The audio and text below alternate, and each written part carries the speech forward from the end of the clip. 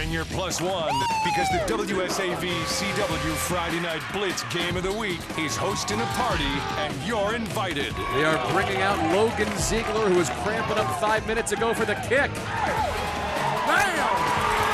That is good! With no time left on the clock! Tonight, a hootenanny in Hinesville as Richmond Hill squares off with cross-county rival Liberty County. It's the Wildcats versus the Panthers in a Georgia high school football catfight, and it's coming your way now.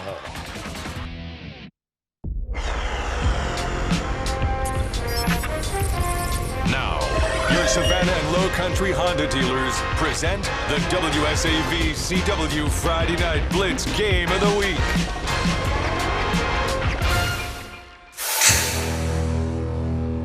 Live from Hinesville, the Friday Night Blitz returns with a great local rivalry midway through the season. Two teams striving to live up to their preseason potential, and each of them in a brand new era. Live tonight, we've got the Richmond Hill Wildcats and the 2-0 undefeated Liberty County Panthers. So great to have you with us alongside Calvin Wilson from the Explosive Recruiting Radio Show. I'm WSAV Sports Director Greg Talbot. Thank you so much for spending part of your Friday night with us. Calvin, you were with me last Friday night. Our last live broadcast went literally down to the final seconds of the game. I think we have another good one in store tonight. Oh, no doubt. If this game lives up to anywhere the last game was, this is going to be a great game. Let's learn a little bit more about the away team tonight. That is the Richmond Hill Wildcats out of 6A Region 2. And nobody knows quite what to make of them this year. They blew out Grovetown in Week 1, almost upset Camden County in Week 2, but then they got upset themselves last week by 5A New Hampstead. So this is the potential for a big bounce-back week for them. They're very blue-collar. They just show up and work. We've lost 2 games in a row against 2 high-quality opponents. And watching their response on Monday was something special. These guys are going to be ready to play. One of 2 things are going to happen every Friday night. You're either going to win or you're going to lose. There's not going to be any ties. And how do you deal with that adversity? How you deal with the peaks and valleys of football? Say a lot about who you are as a person and who we are as a team. All right, here's their keys to the game, brought to you by our local Ford dealers. Calvin, they want to rev this machine up on offense early and not let up. Well, they better rev it up because Liberty County is a team that likes to run the ball and possess the clock, the possession clock. They like to run it down, and if they get you behind and they get you away from everything that you want to do. All right, the Friday Night Blitz Game of the Week is brought to you by your Savannah and Low Country Honda dealers. Now is a fantastic time to buy a new Honda. Great deals are waiting at your local Savannah and Low Country Honda dealer. Well, Liberty County is also an enigma. They've only played 2 games, but it's hard to tell exactly where these guys are. We're talking Panthers next.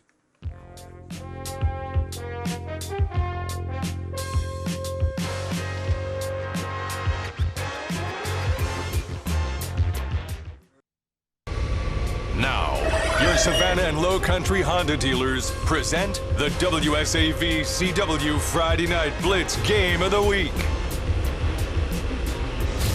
All right, live from Hinesville, we are back on the Friday Night Blitz pregame show for Liberty County and Richmond Hill. Upstairs in the press box, alongside my broadcast partner, Calvin Wilson. I'm WSAV Sports Director Greg Talbot. And Calvin, let's talk a little bit more about Liberty County. This was a team that for years wrote a lot of big-time stars, but in 2019 pretty much lost all those guys. Yeah, they lost a lot of guys, but I talked with Coach before the game, Coach Warner, and he was saying that L.D. Mack, number 13, is a big guy that was playing basketball for a long time, that now should be a star. And then he has this guy, is a freshman, number 55. His last name is Booker. He said he should be his next great player. Let's learn a little bit more about Liberty County. Like we said in the pregame show, 2-0 so far this season. Quarterback Deontay Bowens is returning, but a big new supporting cast that's put up a lot of points, 96 in just 2 games. They're excited for this rivalry game. You know, we've been a rival. Richmond here has an outstanding program. I think we have an outstanding program, and, you know, we're less than 12 miles apart, and, you know, it's always a great game when we play them, so I think they made a good choice in choosing this game. All right, here's a look at their keys to the game, brought to you by our local Ford dealers.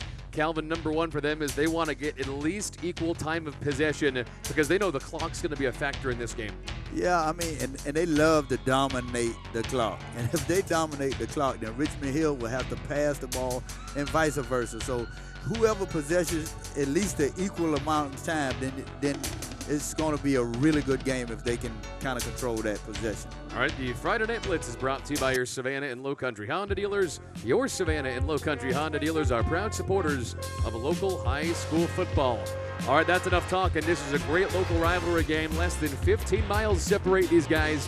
Kickoff is next on the CW.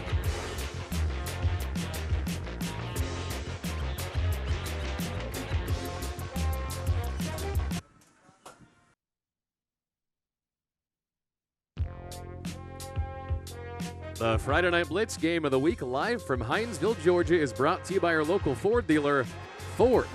Go further. Just a few minutes away from kickoff between Liberty County and Richmond Hill. It is time for tonight's Honda coin toss, brought to you by your Savannah and Low Country Honda dealers. We will take you onto the field in just a second to give you the natural sound of the referees and the players getting ready for the coin toss in this rivalry game. And let's go to that now. Down to the field we go.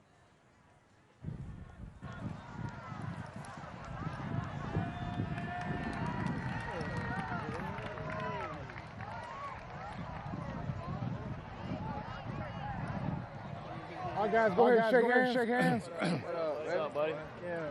What's up, buddy? What's up, buddy? What's up, buddy? Yeah, man. All right. Good luck. All right, guys, good luck. Sportsmanship's the key, all right? Sportsmanship, all right? That's what we talk about.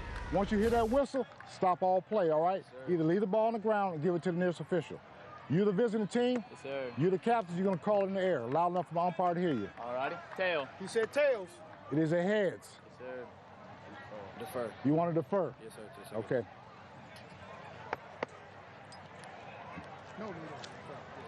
Yeah. What goal do you want to defend? Or you want the ball? Yes, you want sir. to receive? Yes, Okay. sir. I receive. Right. What goal do you want to defend?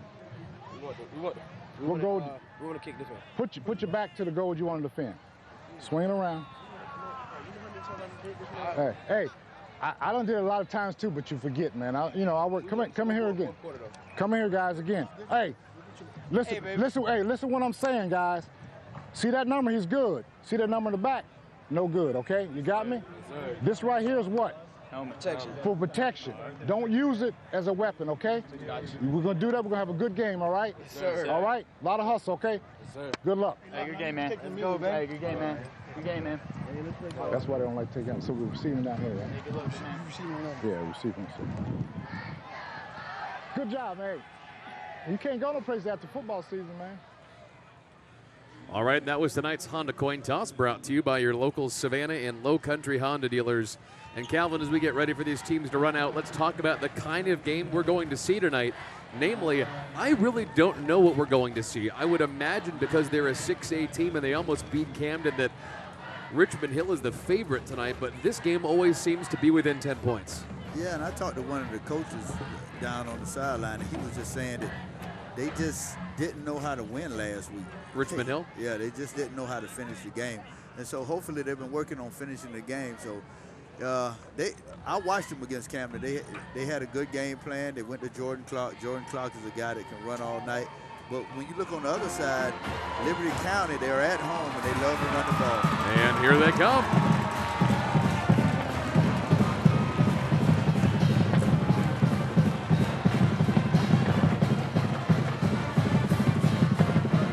So like you saw in the coin toss, brought to you by our local Savannah and Low Country Honda dealers, Richmond Hill is going to get that ball first. And just like Liberty County, how we talked about here in the pregame show, Calvin, Richmond Hill is a team with a lot of turnover as well. The only recognizable name back on this offense from the last couple of years is Jalen Rouse. Yeah, Jalen Rouse, he's a guy that can really run the ball. I mean, and they said he probably played defensive back in college, but I mean, I would put the ball in his hands as many times as I can. They've run a couple different quarterbacks, both Isaiah Allen and Tyler Coleman, and according to this lineup, it looks like Tyler Coleman will be the one who's going to go under center tonight. He's a junior, as is Isaiah Allen, although I would not be surprised to see both kids. Yeah, I think they're just looking for some consistency out of somebody, and if they do, they're going to go with the hot hand. All right, Richmond Hill unlike a lot of other teams in this area, does have a pretty consistent coaching staff. Matt Lazat has been a real leader of men at Richmond Hill. He was the first Team Georgia coach for the Blitz Border Bowl back in 2017. A great guy to work with, and Kirk Warner been a longtime staple here in Hinesville as well. Yeah, both programs are stable in what they're building. They have good building blocks, and they have great coaches that's building it from ground up. So both of these teams are operations that over the last couple of years have really relied on big star power. The difference is this year, a lot of guys have left in terms of star power in the last calendar year. So how will both teams respond tonight? Here's the opening kickoff brought to you by Farah and Farah.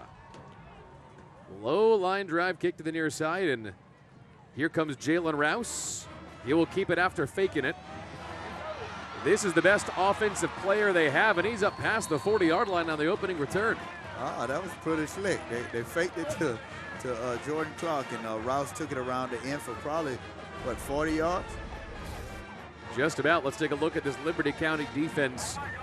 Pretty experienced unit. You see a lot of seniors, although no gigantic name guys, especially considering the last couple of years multiple kids have gone on to Georgia and other big name programs from the Liberty County defense. But they got Johnson, and Johnson. Yeah, they got three. Yeah, but it's the same guy one time. Indeed. All right, so under center they are going to run the junior Tyler Coleman instead of Isaiah Allen, but they've run both guys over the course of the season. And on 1st and 10, they go up the middle to Jalen Rouse. He's up to the 49-yard line. Good gain. Jalen Rouse, their leading rusher on the season, now over 330 yards. Pair of touchdowns, and Coach Lazat says, Calvin, that he's their best offensive player. Hey, workhorse. Give it to him. Give it to him every time. You've seen this kid become a pretty standout player over the last couple of years. What makes him impressive? Well, I mean, I think it's toughness. He totes the ball a lot, and then he's quick. There it is. And there's the quickness across the 40. He might run out of room, and he does just near the 20-yard line. And Richmond Hill has gone 40 yards in about 2 plays to open this game. Well, they went more than 40 because he toted it from the. Well, that's true. Yeah, he had the opening kick. He has it every play. Good job cutting back.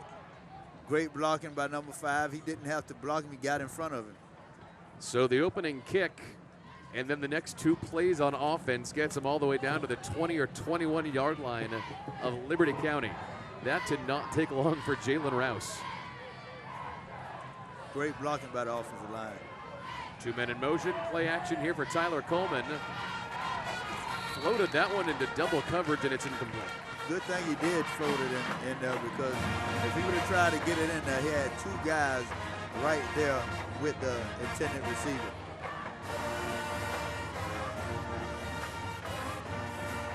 But I can tell you what the next play probably is. They're going to run this ball again. You think so? Oh, they ain't got no choice. Well, so here's the interesting thing about this Richmond Hill offense is, Wildcat. although the defense has really been excellent these first couple of games, this has been the first time in a couple of years where the offense is what needs to catch up. So out of the Wildcat they go. Jalen Rouse takes the direct snap. And the defense there to gobble him up. Good tackle on the play, bringing up 3rd down. Yeah, that was Nick Bennett on the tackle. Nick Bennett is a defensive back, and he plays wide receiver for them also. But Nick Bennett is a tough guy. I saw him this summer. He's a great cover corner.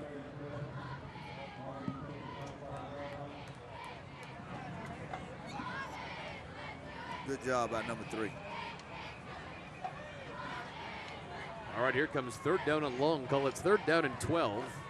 Not a lot of success passing the ball so far, although they haven't needed it. Here's Tyler Coleman.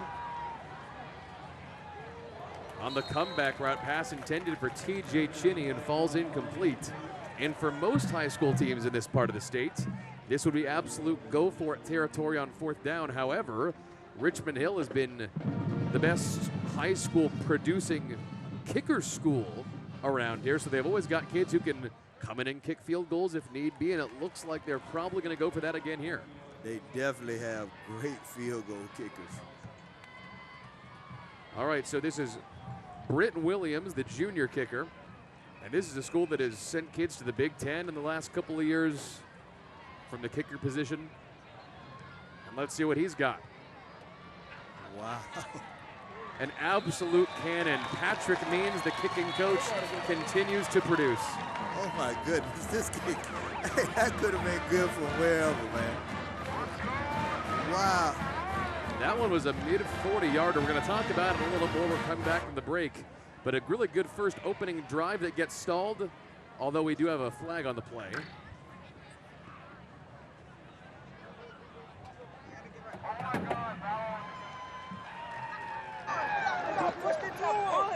I got a personal foul against the defense, roughing the snapper. Personal foul against the 15-yard penalty, first down. All right, there's a personal foul on the defense. That'll be an automatic first down, so does that mean the drive gets to keep moving? Yeah, they take the 3 points off the board. But let's talk more about the kicker. Yeah, so Patrick Means is the kicking coach. He always manages to have an amazing kid just lined up for whenever someone graduates. Man, that was good for about... Is it 46? Look how high that was. Was that 46? I think it was. It would have been good for about 56 just then. And here we were thinking Joseph Petrino was the best thing since sliced bread. They continue to have kids at Richmond Hill. So Tyler Coleman back out there for a new first down. They get this ball from about the 12. Turn and give to Rouse, and he's going to take it. Jalen Rouse on the first drive, but a flag coming in. Yeah, I think it was a block in the back right at the end zone, which he didn't even have to throw the block. So Liberty County might be the one that catches a break here.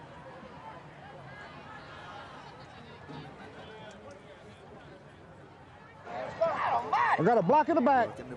On the offense, 10 yards, repeat first down. Man, Calvin, you're Tony Romo these last couple of weeks. You're calling things before they happen, man. Well, I saw it. I saw it. It was at the goal line right about here. He blocks the guy. If you see the wide angle, he blocks him in the back.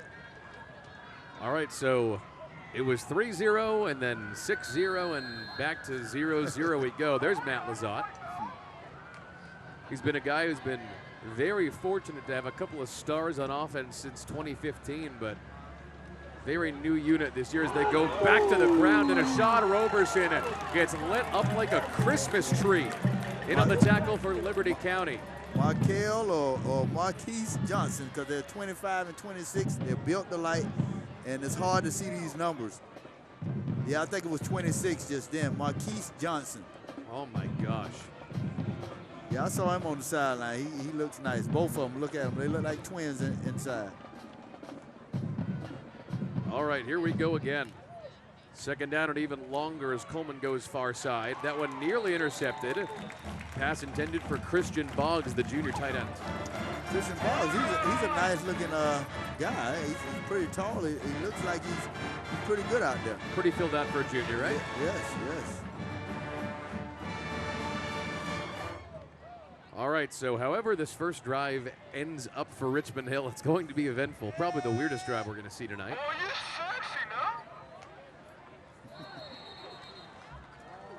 Got him to jump busting off. through the line like a wrecking ball.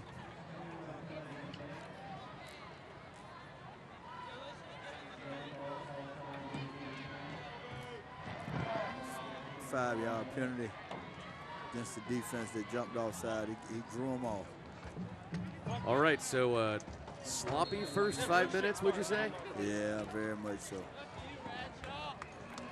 Still the opening drive of the game, in case you're just joining us, between the Wildcats and the Panthers. We've seen a field goal called back and a touchdown called back. We'll see they'd look to try to finish the job here on 3rd down and 8. They got to get down to the 2. I mean, it's not us. We're not in front of anyone. We're good. I'm talking about them. Coleman sends a man in motion. That's Boggs. He'll look to throw, floats it over the middle. And it's a touchdown for T.J. Chinney. You got to be kidding me. That should have been picked. Oh, my God. Yeah, Chim is a nice-looking athlete. I saw him on the sideline also. I was trying to figure out who he was. He's a good-looking athlete. Yeah, that ball was floated out there, man. Woo. Are you kidding me? He made a play on the ball. The wide receiver made a better play on the ball than the defensive back. Well, he's a big guy, 6'3" and 175 pounds. Matt Lizotte says he's their physical, big body wide receiver, and I would say that he lived up to that reputation on that play. Yeah, he used all of it there for that touchdown because the ball was right in the hands of the defensive back. No kidding. By the way, TJ Chinny has an offer to Savannah State, and that's a good reason why. We will take a first quarter break here on the Friday Night Blitz. Weird first couple minutes. We'll see if we can even things out after the break.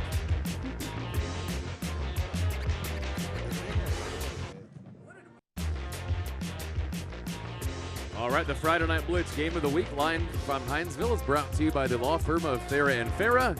Here for you, here for good. All right, Calvin, what the heck did we just see here in Hinesville in the first couple minutes of this game? I don't know. We went 3, 0, 6, back to 0, now 7. So yeah, on the opening drive, Richmond Hill settled for a field goal, had it called back because of a penalty on Liberty County, as this is a Farah & Farah kickoff out of the back of the end zone because, of course, it is with Richmond Hill. And then Richmond Hill scored a touchdown that was called back.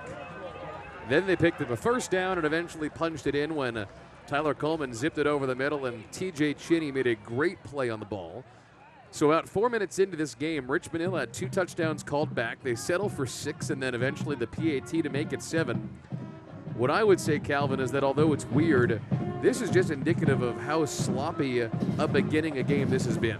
Yeah, I mean, we're finna see. Liberty County offense, they're going on board. Like I said, number 13, L.D. Mack is a guy that Coach talked about. Yeah, this is a bunch of new stars. But the good news for Liberty County is their quarterback, number 7, Deontay Bowens, is back. He's a senior now.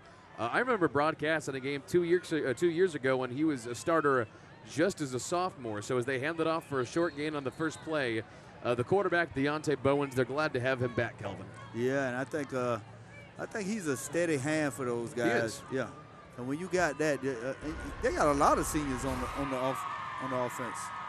Taking a look at the Richmond Hill defense, this is a unit that held Camden County to only 24 points in week 2. So the offense is slow, but the defense is good. Yeah. If you throw it out there to number 2, he's going to take it the other way and go the other way with it. All right, so there is Bowens, the third-year starting quarterback. He pitches along the outside. Not much of a gain on the play, up to the 27-yard line. That'll bring him third down. And on the carry that time, it's hard to see the numbers. I'll just level with you. That was Nicholas Bennett, the senior receiver. Yeah, Nick Bennett, he got a little wiggle. He's kind of long. He can catch the ball out of the backfield. And, yep, good tackling right there. Like we said, the quarterback, Deontay Bowens, third-year starter under center. He was really a better runner his first 2 years, but the coaches are now saying that he's shown real pocket presence and decision-making these last couple of weeks. Yeah. I mean, I think he threw for like 2 or 3 touchdowns last week. So, with that being said, hey, he's doing a great job for these guys. Yeah, but nothing doing on that play to Markel Johnson, the senior running back on the ground. He's their leading rusher on the year, but not much of an opening drive here for Liberty County. Yeah, man. I was looking for them to pass the ball a little more because of what they did last week. And all of a sudden, here we go, 4th down and 3, and it looks like they're going to set out their punt unit and wave the white flag on the first drive. Let's see how their kicking game is. Well, this is L.D. Mack, one of the new stars of this team, a wide receiver who's also going to send punts away. Either they faked it or Richmond Hill got it in the backfield, but either way, it's a huge first down for L.D. Mack. He's down the sideline, and he's going to go the rest of the way. I don't know if that was intentional or not, but talk about the return of the Mack, Calvin. Hey, the return of the Mack, that's pretty good. Yeah, he bobbled the ball in the back, but Coach said that he's a great athlete that played basketball most of the time, and he thought that he could be a star. And so this kid just showed us in front, in front of the television audience what type of athlete he is. L.D. Mack was a star basketball player at Liberty County, and for years now, Kirk Warner and the coaches have been begging him to come out for football. He finally does, and not only can he do that, he's also been their leading receiver through the first 2 games. Yeah, I mean, he's a big guy. He's probably about 6'3", 6'4". He's a 6'4", 190. With wheels. No kidding. Wheels. Spinners on his wheels. All right, so this is certainly the weirdest game we have seen so far this year through the first quarter on the Friday Night Blitz. That one is up and through. It is 7-7. Here's a look at the replay brought to you by your Savannah and Low Country Honda dealers. Yeah, that was unintentional. That was just a bad snap, and he goes darn near 70 yards. That's just a great play by a good athlete or a great athlete. We'll find out if he's a great athlete later on tonight, but right now he's a good athlete that just overdid everybody on the punt return team. You can't let that happen if you're the back guy, though. If you're the return guy, you cannot let that happen. You have to be as far back as anybody out there. All right, well, there was part of me, Calvin, that entering this game kind of thought we were in for a low-scoring affair just because of how good the Richmond Hill and Liberty County defenses have been. I don't think so. Yeah, I mean, wow. 2 touchdowns in the first 4.5 minutes. Yeah, we may have a big score tonight. Think so. So here's a fair kickoff. Back there for Richmond Hill is Jordan Clark. And although he's got a different last name, this is a kid with an interesting family lineage, Calvin. Tell us about his family. Jordan Clark? We're talking about Sam James. If you know anything about Richmond Hill football, you know he was the guy. He was the track guy and their all-world wide receiver. This is his little brother. Who is now at West Virginia, putting up nice numbers. Him and Winston Wright are both starting, or, you know, Winston starts 1 week, doesn't start, but he is going to play this year without having any red shirts. So we got 2 guys up there that's playing wide receiver in the Big 12 right now. So there is Jordan Clark, the junior wide receiver, leading the team in catches this year. He's got 235 yards and 3 touchdowns through the first 3 games. And his older brother was, would you say he's the best wide receiver in Richmond Hill history? Oh, right now, yes. Probably, right? No doubt, no doubt. And I don't know how long is their history, but I think in their short history, definitely he's the best. And even if it was a long history, I think he's the first D1 wide receiver they have ever had. Yeah, Sam, but an amazing game, by the way, 2 weeks ago for West Virginia. Jordan's brother went for 150 yards and a touchdown against NC State. That was a big game. All right, here's Tyler Coleman. Huge pressure in the backfield. He's just going to float that one away. I think he got out of the pocket. That shouldn't be grounding, and that'll bring up 2nd and 10. Yeah, I'm trying to figure out if Jalen Rouse has been running the ball the way he has. I think I might just turn around and give it to him. Well, the passing game hasn't been working so far except that one to T.J. Cheney for the touchdown, right? Right. It hadn't looked in sync the whole night.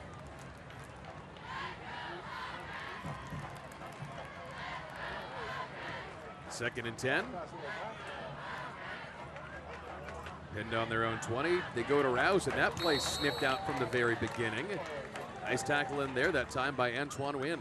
Yeah, Antoine Wynn, he got off his block and got in there and made a nice tackle.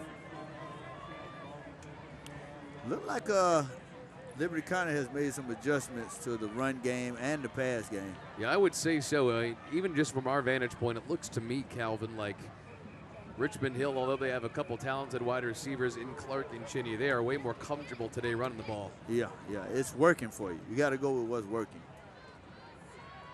Especially in a rivalry game that looks like it might be pretty evenly matched. Here's pressure along the outside as he floats it over the middle. And that one's intercepted into double coverage. That ball is loose. Is Richmond Hill going to recover? You got to be kidding me. Yeah. Jalen Rouse on the double turnover play, and Richmond Hill gets a second chance at life. Yeah, I think that was number 11, Deuce Parker, on the interception. It's hard to read the jersey numbers. Let's see. Yeah, that's number 11, Deuce Parker, on the interception, trying to return the ball, and whoa, somebody, he fumbled it before they even hit him. He let it go. Jalen Rouse, they gained about 30 yards on that play. 30 yards on an interception. Don't see that very often. Is it a full moon tonight? I'll tell you, there's just something about this game being a rivalry, being 2 teams that haven't quite hit their stride yet this year. Something about this I got game a personal foul. Blindside block on the defense, decline, be the first down this way. And more yardage they get. All right, Calvin Light, so you and I were talking this week on the Thursday Blitz Countdown talk show about how this game smelled like it was just going to be a weird game, this is already weirder than I thought it was going to get. Yeah, we've had a lot of things happen. In like 5 minutes. Yes, this is awesome. It's kind of awesome. I mean, it's sloppy. Yeah, it's sloppy, but it's kind of awesome to see. You wouldn't believe it unless you was here. Well, that's on the highlight show at 11:15 on WSAV. That's 4. That's why we got the Friday Night Blitz. Hey, you'll get to see a lot of things change hand here, especially that kick. They need to show that kick just because. And although this has been a weird game, we've already had a couple really great games this weekend. First among equals last night in Savannah. Country Day only beat Johnson by 1 point at the very end of the game. What?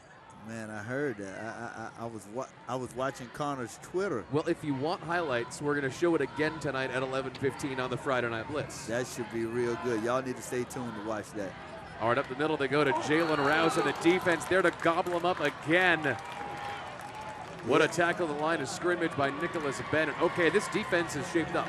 Yeah, coach made some adjustments on the sideline, and now they're shooting gaps, and they're not taking any prisoners right now. That was their best defensive play of the game so far. Actually, that was not Bennett. That was Nolan Dickens. Yeah, Nolan Dickens looked really good coming in there just then. And I'm not even sure his assignment was a rush, but I think he just saw that it was a run and shot forward. Yeah, and I think they see that they can't be blocked if they go ahead and penetrate.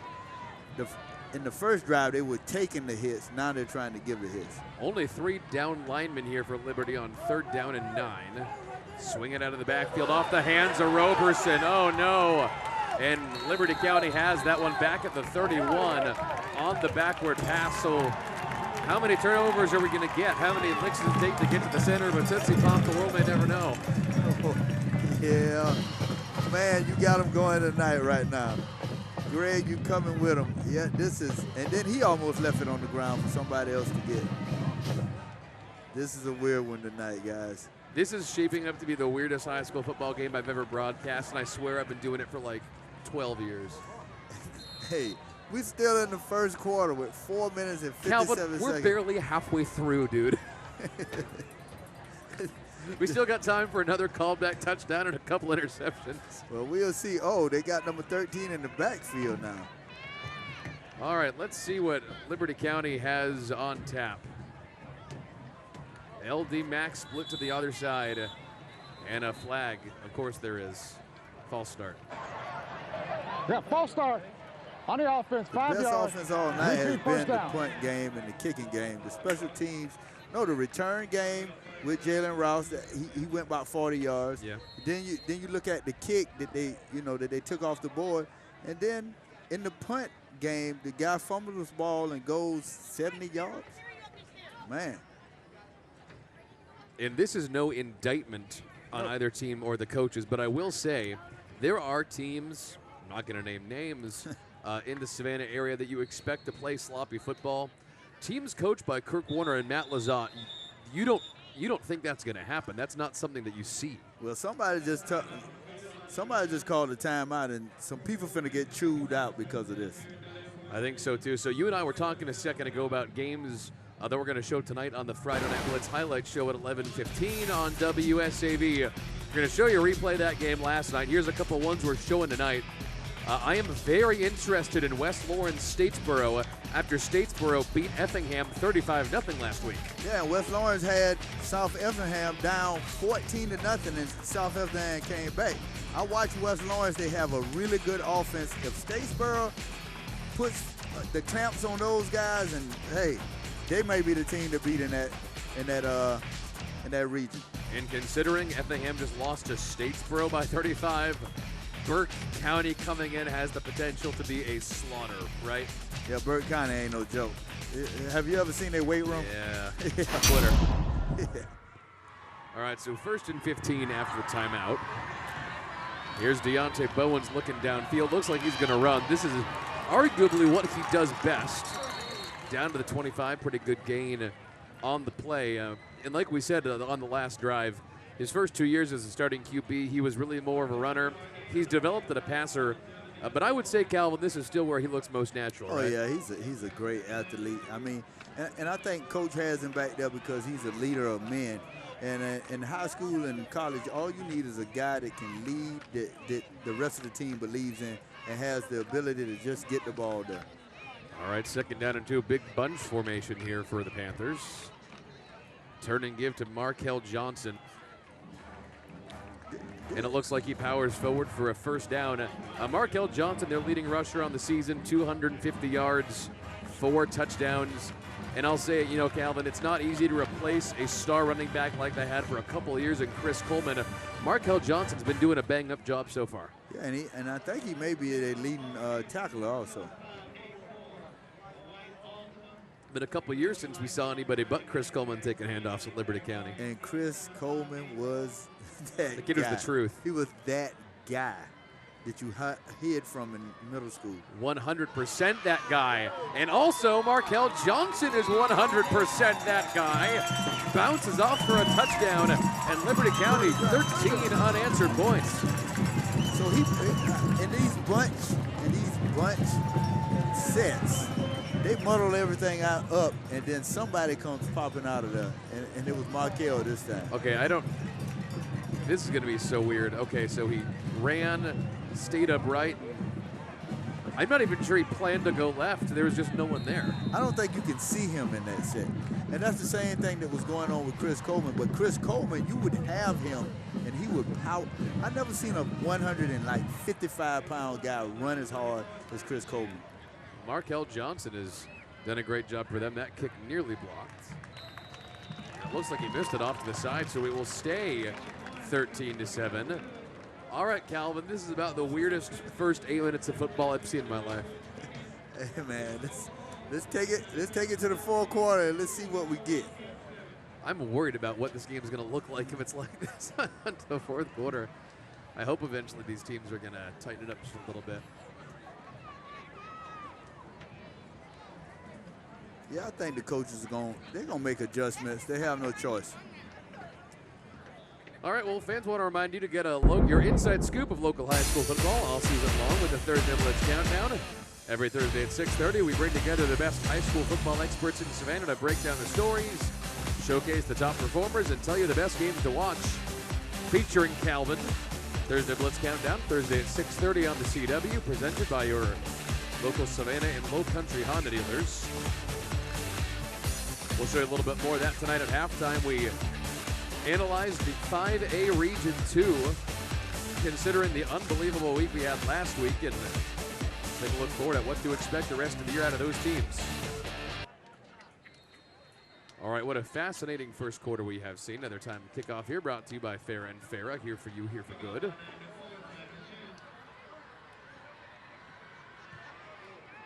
And here it is. Down from the 2. And it looks like Clark's going to keep it this time. Woo! Jordan Clark to the 30. Woo! Oh, you got to be kidding me. Whoa, this kid is a freak of nature, dude. Wow. What? Please show me a replay brought to you by your local Savannah and Low Country Honda dealers right now. Hey. Just let it, just watch it. This might be our play of the night on the Friday Night Blitz at 11:15.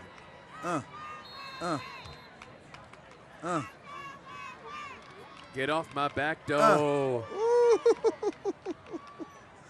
Man, that's good. That's good right What there. on earth? Hey, Well, he got his brother's jeans. we got some athletes out here tonight. We definitely That have some smile on Matt Lazat's face, knowing him, tells me everything we need to know. He is kind of confused. He's kind of amused. Matt has a great personality. He really is all about fun. And I think the idea of a fun, weird game actually might help Richmond Hill in this one, just because his kids love fun, weird stuff. Hey, man, they're getting it tonight. I can tell you that. All right, so inside 4 minutes to go here in the first quarter.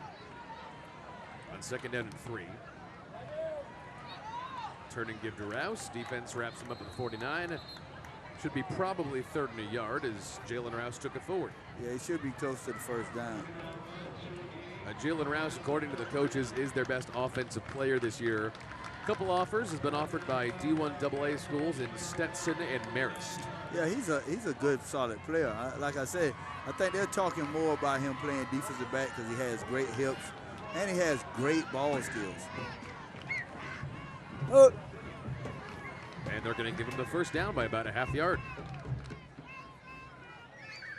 And speaking of weird formations, you almost never see Richmond Hill show up without a couple of receivers split, but no one to the far side.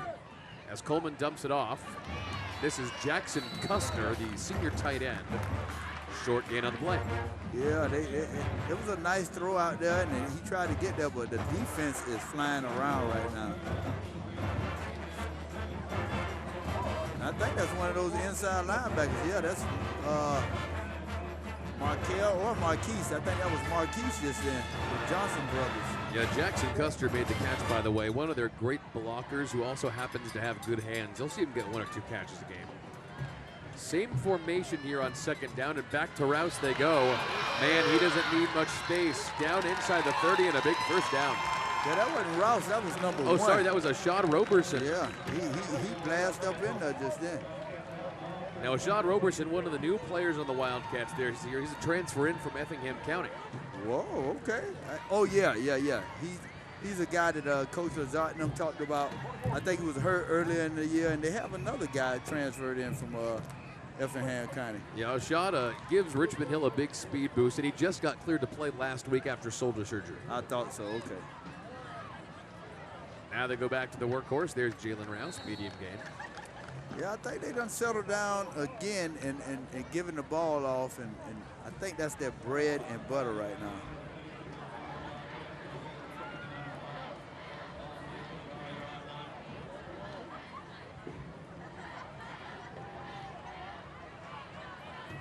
And that play takes us down inside 2 minutes.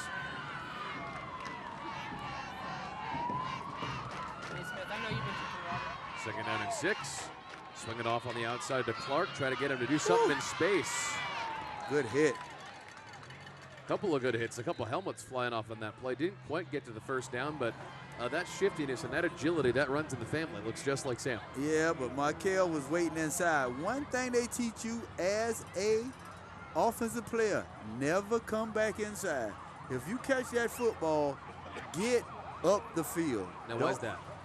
Because you saw the linebacker sitting in there. Linebackers or safeties are waiting for you to flow back inside because they're going to knock your head loose. All right, third down and a long 4 for Tyler Coleman. No one split to the bottom of your screen, just 2 receivers. This would be sacrilege a couple of years ago at Richmond Hill, considering the receivers they used to have. Roberson, man, he needs absolutely no space, and he's got a first down. That's a good job. That was good discipline by Liberty County's defensive line. They didn't go on the first clap, which they did the first time where they gave him 5 free yards. Good job by Roberson getting behind us. Oh yeah, he hid behind one of his linemen and popped up out of there. We were talking to Matt Lazard earlier this week. He said Jalen Rouse is their dependable guy. A couple other small running backs, but Roberson being in the offense adds him a burst of pure speed. Yeah, you need that. There he is. And they'll give it to him. Can't quite get out of the tackle. Really good wrap up by your boy, Calvin. That's Anthony Parker. Great tackle, Deuce Parker. Kid gives his all every single game. And I think he's trying to make up for that interception and fumble. And that's going to take us down to the end of the first quarter. Weirdest first quarter I can remember seeing in the Coastal Empire. 13-7 Liberty County after 1.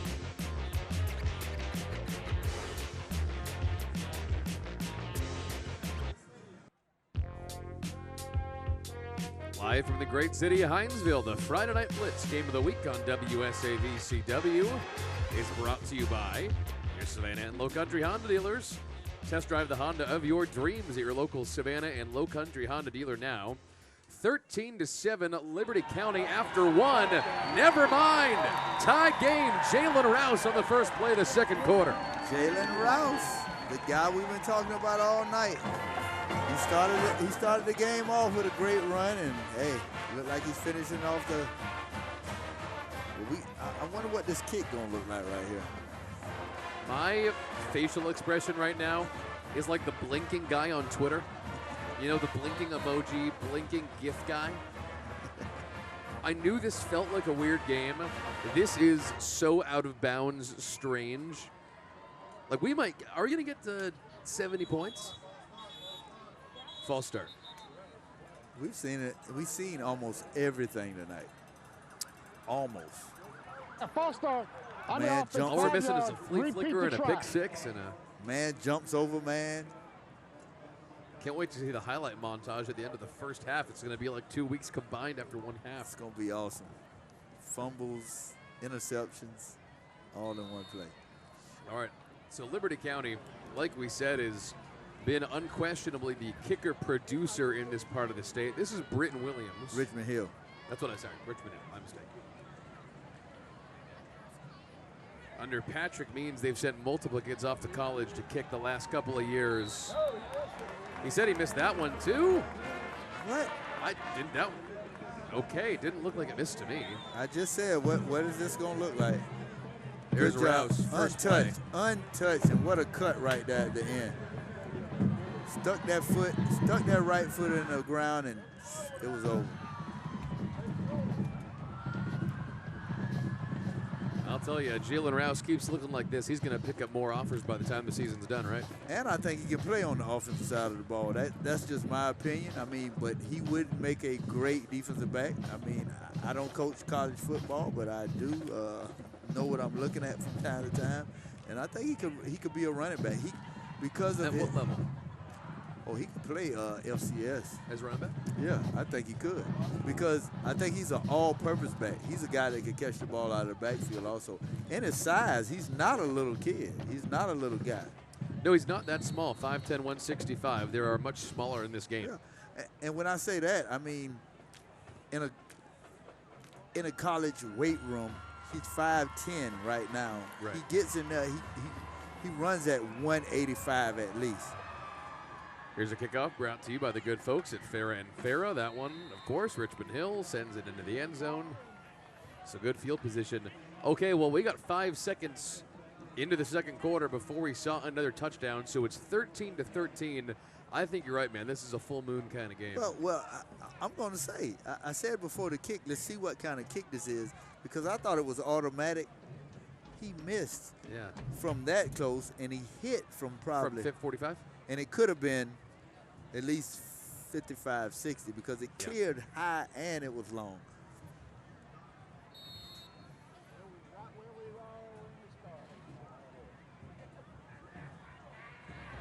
Okay, let's see what Liberty County has on offense right here. They've scored, what, 2 out of the 3 times they had the ball. Yeah, so they're led by Deontay Bowen, 68% passer this year. 5 touchdowns, no picks. Wow. He's been pretty efficient. He's turned right. But coach runs multiple sets because he went from the bunch and now he's going to a spread. Yeah, they've become pretty multiple. They were almost exclusively spread when we broadcast Liberty County games. 5 yards, repeat first down. The last couple of years. This year, though, they've moved to a more running-based system, but they do sometimes come out in the spread. Man, this, the delay game straight out of a timeout, straight out of this is. First and 15, swinging out to the far side. Great tackle by number 35. Yeah, short gain, if any, on the play. And on the tackle, there was Avion Smith. Take a look at the replay here on the missed kick. This is something we were surprised to see.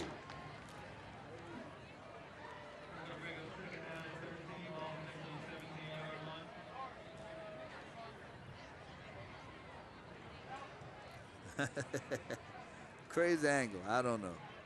I wasn't standing. Yeah, I wasn't standing under there, but it looked pretty good to me. Yeah, it looked pretty good to me.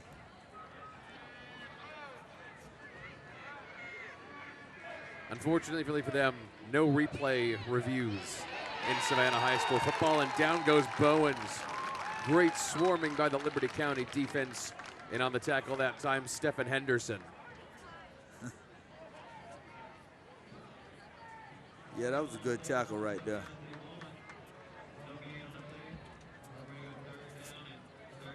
Bringing up third down and 13 yards. I think he kind of had a pocket, but he got happy feet. If you just you know, you have to hitch up in the pocket and just get the ball away. But he's an athlete, and so when it breaks down, he turns to what he knows.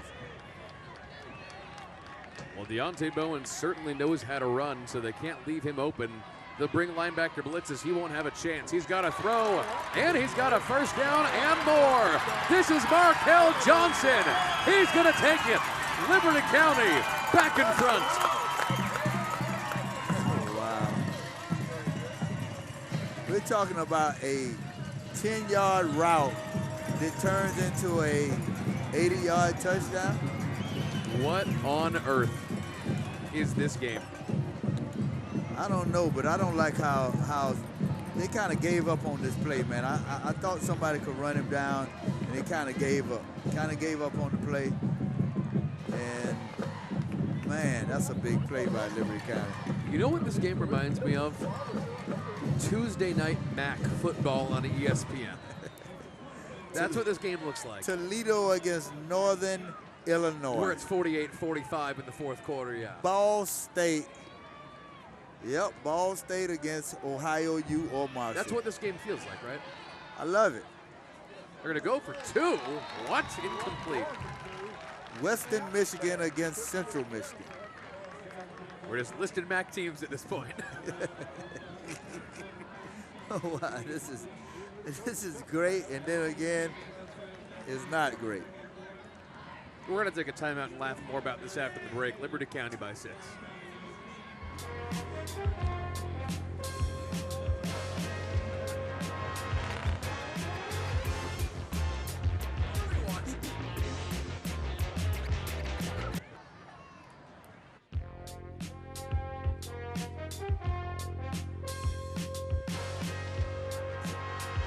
The Friday Night Blitz game of the week on WSAV CW is brought to you by your local Savannah and Low Country Honda dealers.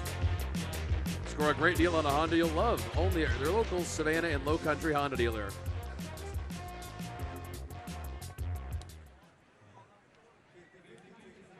All right.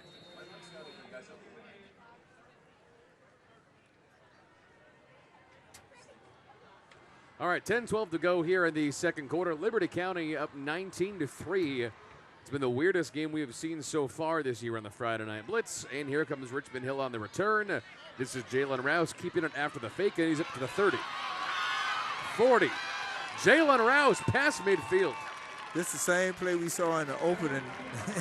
They've done it twice. And the same result. The same exact result. Well, I'll tell you, although they don't have the big-name kids that they sometimes do, Richmond Hill is never short on fast guys. Oh, yeah, they got athletes. They have athletes, and I think Richmond Hill is moving up to 7A next year. Into that Camden County region? Yeah, I guess. That's a tough beat, man. They may have to make up a region. I don't know, because that's going to be travel. That's going to be hard travel. I was going to say, what's the nearest school? An hour and a half? Yeah. Then you're talking about Colquitt, Lowndes, Tift County.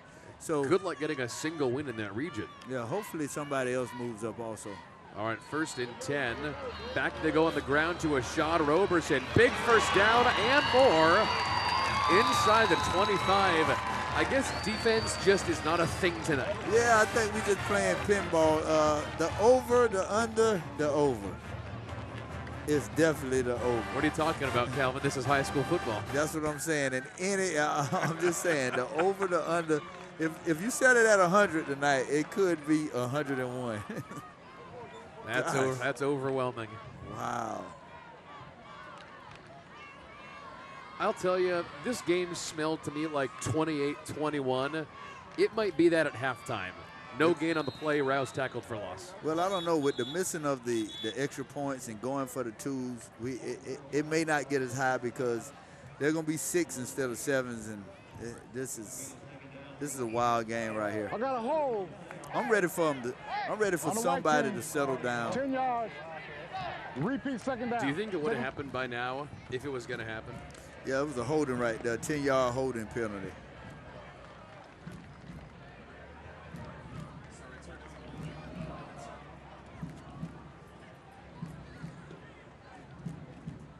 Do you think that if these teams were going to settle down, it would have happened by now? No. because we do have a halftime. And let me tell you something. When both of these teams go into halftime and Matt Lazard comes into the locker room and Kurt Warner goes in, yeah, it's going to be the laying go down. Yeah, and hopefully we come out and we see a different, you know, a different quality of football when they do come back out. It's not that it's bad, actually. We've seen a bunch of great offensive highlight plays. This might be another. Nearly intercepted. Never mind. Yeah, this is, man, you got a man right in front of you. You can't throw that ball like that. You got to get that ball out. You got to get the ball out. Yeah, that was a surprise. I'm surprised we've not seen them put Isaiah Allen in for a couple plays at quarterback. Yeah, maybe something going on with him. Maybe. Second down and 15. And they will feed Christian Boggs for his second carry down to the 23. But they got a plethora of running backs that they're using. They got now. a couple options, huh? Yeah, and I don't see why I'm even trying to throw the ball if we getting 4 or 5 yards a pop. Which they pretty much are. Right. With the exception of the plays where Liberty County just shoots the linebackers through the gaps and stops them for 1. Exactly, but I mean, I'll take 4, then 1, then 4, then 1, you know. Math would suggest you are correct. Maybe. Here's Christian Boggs in the backfield next to Coleman on second down, rather third down and 10. Boggs goes out of the backfield. Coleman for the end zone into coverage.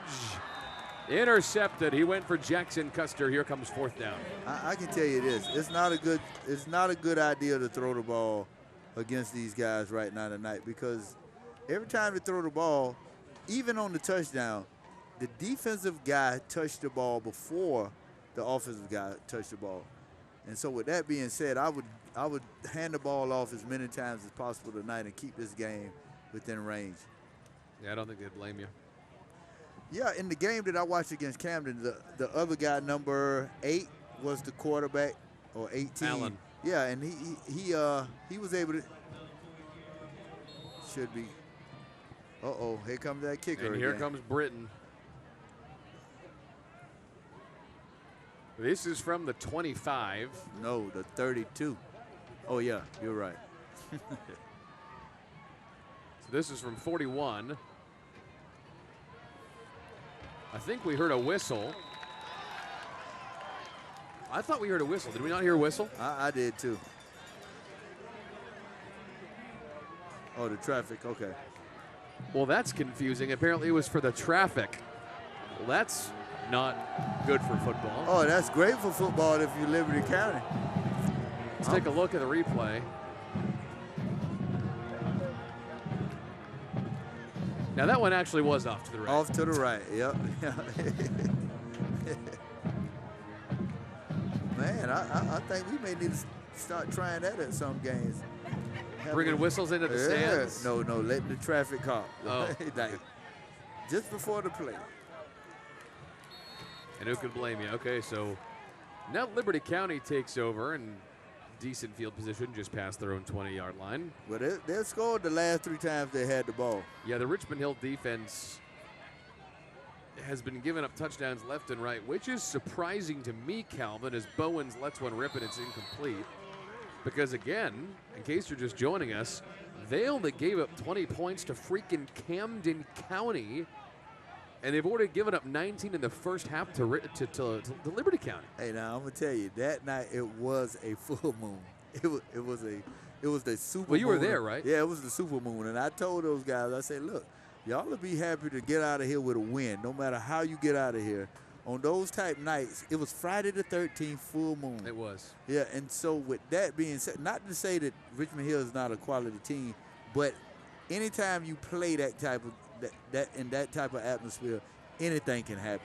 And anything did happen that night.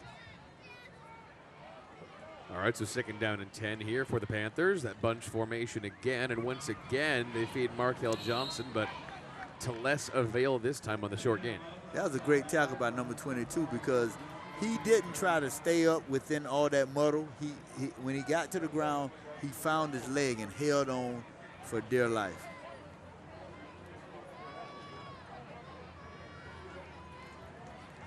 great. See, he stayed there. He stayed down, didn't try to get behind all that mass of men coming in front of him.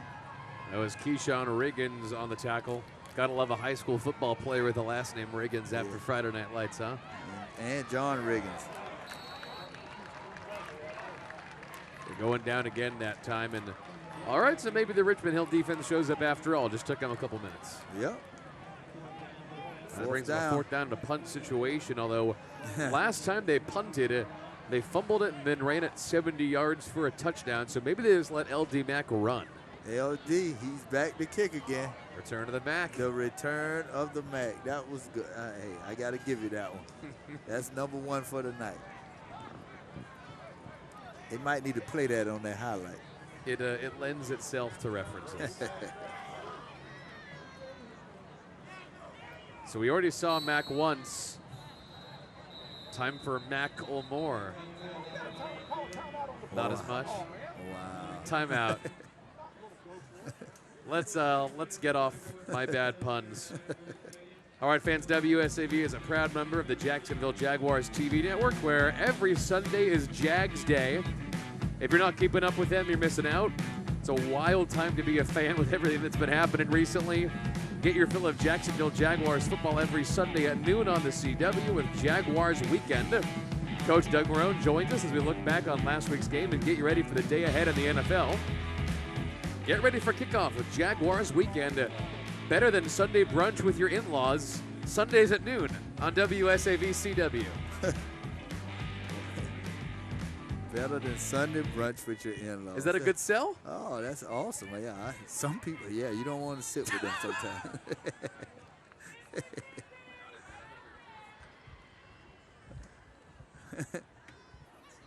Fourth down at the punt. Fair catch at the 45. I'm hearing whistles before the plays will start. I think it's should the traffic cops? So.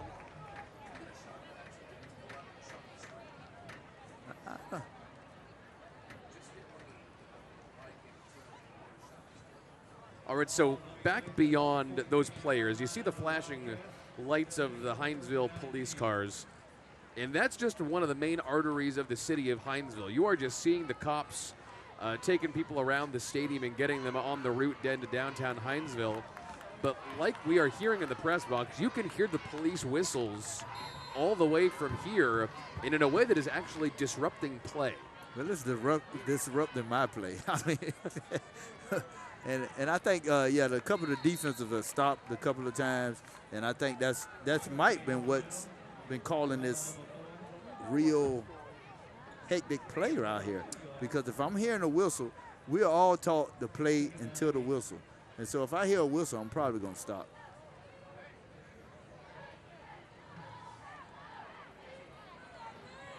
Short gain, second down and 8. Coming to the near side, that one's hauled in by Christian Boggs, although he might have been pushed out of bounds. Yeah, that was a good catch by Christian, but he ran out of real estate. Christian Boggs, that junior, has been pretty good tonight, actually. They call him so far their best possession receiver. They say that you can always rely on him to make the catch in tight space. He was actually looked like that was a good catch. What year is the quarterback? Tyler Coleman's a junior. Okay. So is the other quarterback, Isaiah Allen, who we have not seen yet tonight. Yeah. Like I said, I'm wondering if he may be hurt or something. Jalen Rouse across the 50 on third down. Didn't quite get there, so that's going to bring up fourth. Yeah, these guys, they went away from the running game. I think they went away a little bit too quick because it had been working pretty well. Yeah, it's been working.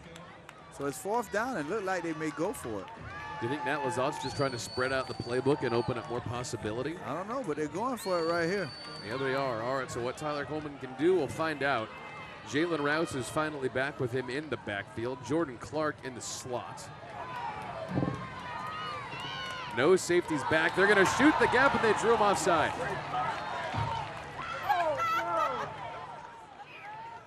Good job. Good job. That was probably the plan all along, right? Yeah, that looks like it. That was a great job by Richmond Hill. And you got to be smarter than that. You got to understand it's 4th down. You know, they're going to try that first, and then from that point, we just play football.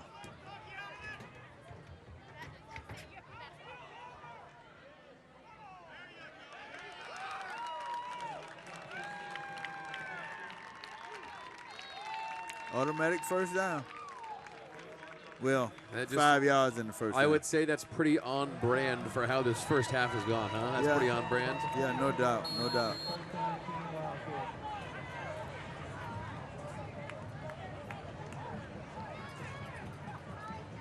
Yeah, Kirk Warner looks like he's about to lay into those kids at halftime. Well, I think both teams need to be laid into.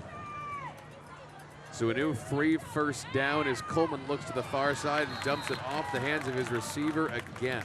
Guy was wide open, man. He's got to be able to make Tell me if I'm wrong. That was the second drive in a row where that play has happened. That was Buckley Baynes, the intended target.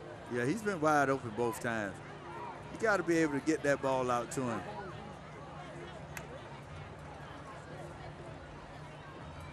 It's a simple throw. You just got you no touch or anything. Just throw the ball.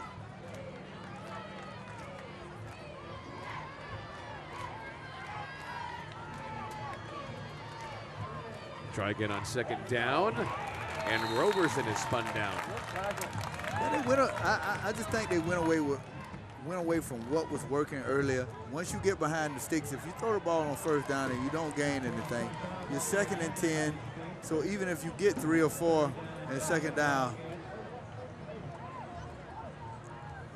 yeah, I mean, I think you just stick to running the ball right And look now. who was in on the tackle. That was Markel Johnson on defense for Liberty County. Well, I think he's the leading tackler and the leading rusher on the team.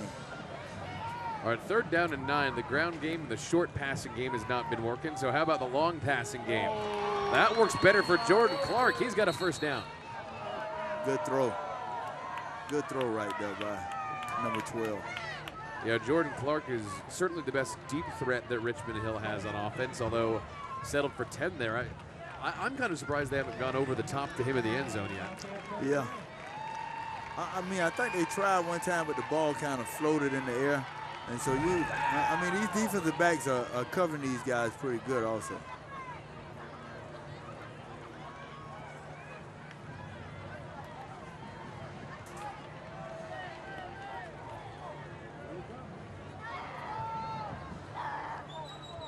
New first down. They send Ty Cassidy in motion. Coming back to Clark. He's lucky he didn't fumble that one. You gotta be kidding me! Jordan Clark to the 10! What is this game? This kid is a freak, man. He's a super freak. Yeah. Hey, his brother is Sam James. I always called him. Yo, Jordan, we got your highlight tape. Just DM us on Twitter after the game, buddy. The nephew of Rick James, right here. Super freak. Wow. Chris Berman time. Here we go. A little whoop. Oh my whoop. goodness. you got to stop doing that though. You got to stop doing that. You have got to be kidding me. You could be hurt like that. Jalen Rouse down inside the 5. Man, this kid is jumping. That's 2 jumps. He got part deer in him or something, man. Bambi is his, I think his mom's name is Bambi too. Just saying. Good.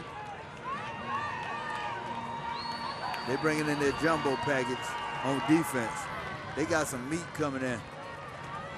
They got some meat coming in on defense, man. I wouldn't try to run it in the middle. This is what Wayne County used to call the meat wagon package. Jalen Rouse takes the direct snap and a flag. Call timeout. They called a timeout right there. Richmond Hill with the timeout. All right, as we get ready to go to halftime, we do have a couple high school football score updates we want to get to you. Let's take you through a couple of these scores. Calvin, I want to know what surprises you. You ready? Ware County up 14-0 on Glenn. That doesn't surprise me. What Really? did I tell you? I think you called that on the show yesterday, night, right? Now that's not a finished product now, because Glenn County and Ware games always come down to the last possession. All right, Burke is only up 14-7 on Effingham. Man, New Hampstead up 13-7 on Brunswick. I actually think I picked New Hampstead to win that game yesterday. You did. Cavalry's only up 7-0 on MCA. Wow. Appling is beating Wayne County 24-7. Yeah, it's full moon somewhere in the world. What? Gotta be. But And Appling is Benedictine actually, is shutting out Savannah 30-0. yeah, Appling is actually a good team. Yeah, but Wayne County is. I mean, Yeah. I know they lost a lot of kids, but it's still Wayne County. But Wayne County was unproven until they played Glen Academy and got beat the other night. And I think this is only their 4th game or something like that. Yeah. A lot of this hurricane stuff is put people. If you don't use the hurricane off week as a building week, then you kind of lose that experience of having another game. And being in your 5th or 6th game compared to being in your 3rd or 4th game is big. All right, out they go. Let's see what they trot out. They got the meat wagon still in there on defense. And if you got that, you just run the ball to the outside. All right, 2:48. They're going to go direct snap in all likelihood here to Jalen Rouse behind a couple of big boys. And run it to the corner. And more whistles, unless that was the traffic cops. We'll see. This game just can't catch a rhythm, man. It just can't catch a rhythm. It's wild. Offside. On the defense, 5 yards. Repeat second down. Take them down to the 1. Down to the 1 with offside on the defense.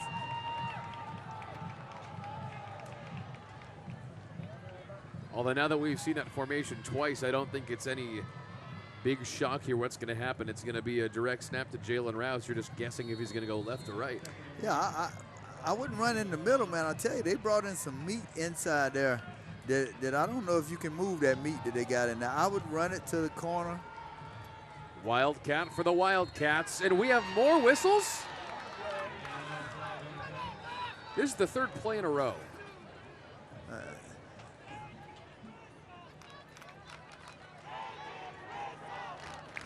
Offside. On the defense, 5 yards. They're just trying to get another Repeat jump. Well, I think this more than anything, you bring in a package of big guys that hadn't been in it all game, and they could be lining up. They could be lining up off sides. This is so insane. This whole game, man. This is weird. Official time. Oh, for a first down. Wow. Half the distance to the goal line.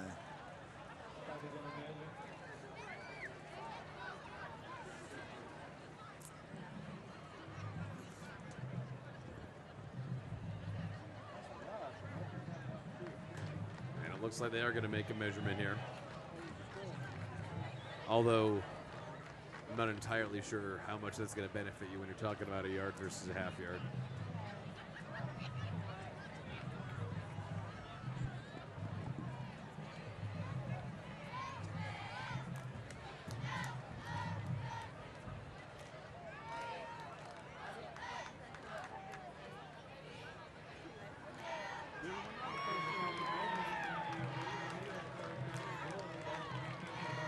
First down. And they got it.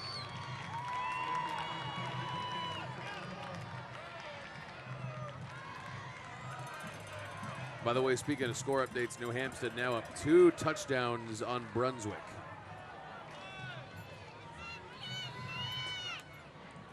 Called that one. Yeah, that's. I don't know if that's a surprise right now. Not sure. All right, here's Jalen Rouse. Wildcats out of the Wildcat. We got a tie game, but a flag comes in. Is it because he jumped in helmet first? I don't know, but these referees need to keep their flags in their pocket some. Are we really about to try this play for the 5th time? This might. We know what's going to happen. Hey, they might need to try to throw the ball this time. Careful, they're going to throw it at the refs. I got a personal foul on the white. Offensive hurdling, 15 yards. Repeat first down. That one is coming back. We're going to try this play for the 5th time.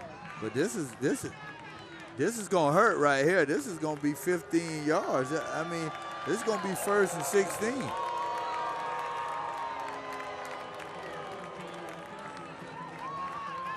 Oh, man.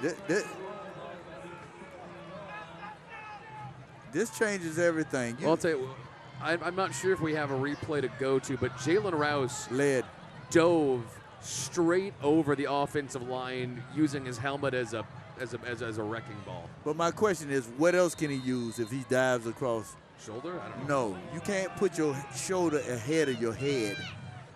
That's why it's Watch his head. Watch his head. I think he goes in head first. Yeah, he really does. But man. it's your head.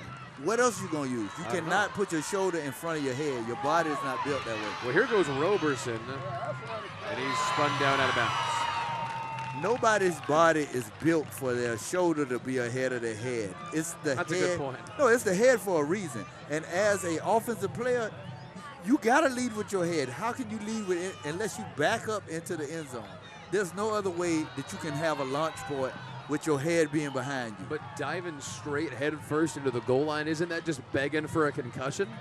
Oh, we're now getting word that it was an offensive line penalty, not Rouse.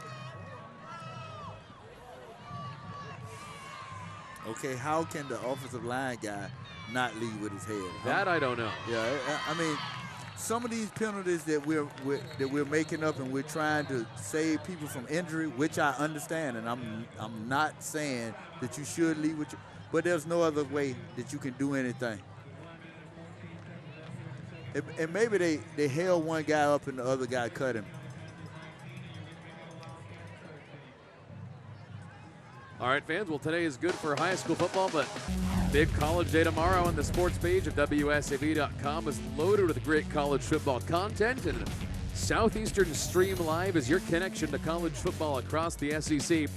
Georgia, Bama, South Carolina, Florida, we got you covered. See a new episode every Thursday on the sports page of WSAV.com. Now, Calvin, both you and I were in Athens on Saturday when Georgia beat Notre Dame. How'd you get in there? I snuck in. Did you? Nah, we took some guys down there. Some guys from, one guy from Ware County and some guys from Savannah. On a recruiting trip? Yeah, they went down there and it just was great, man. Wasn't that amazing? Yeah, it was amazing. And Was that the best high school? Was it the best college football game atmosphere you've ever been to? Because it was for me. The Auburn Alabama game with the kick six. You were there? I was there. Yo. And the only reason it was better is because he ran it back and we attacked the field. If it would have been a close game in Athens and everybody would have rushed the field, then yeah. But yeah, that's probably the best atmosphere all together at night. Oh, it was awesome. Absolutely awesome. All right, they'll try it again here. They feed to Rouse, and now we got ourselves a tie game after 5 tries. Touchdown, Richmond Hill. Touchdown, Richmond No flags Hill. on the. There are no flags on the field. There are no flags on the field. We had at least 5 consecutive plays with flags.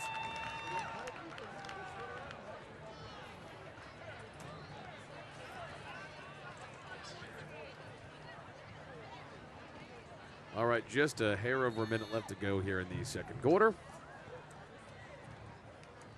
Out comes Britton for the kick.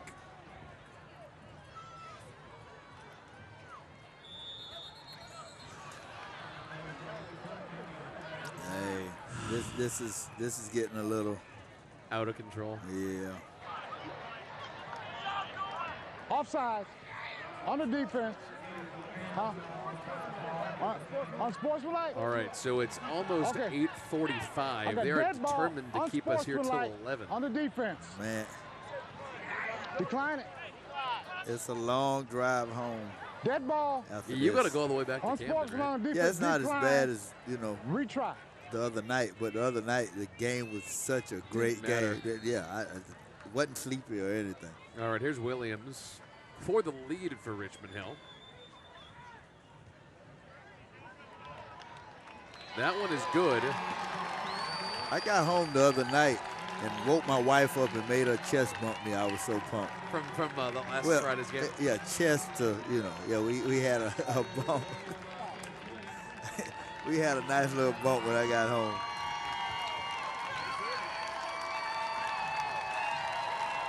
And the crowd goes wild.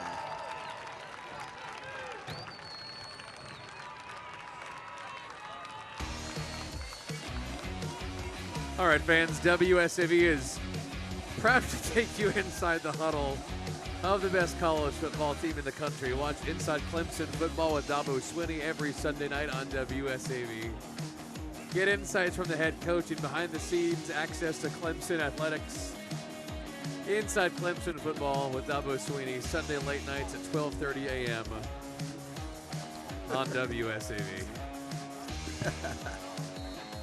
This whole thing is so far off the rails. 1:09 to go in the first half. Kickoffs brought to you by the good folks at Farah and Farah. And here's the kick.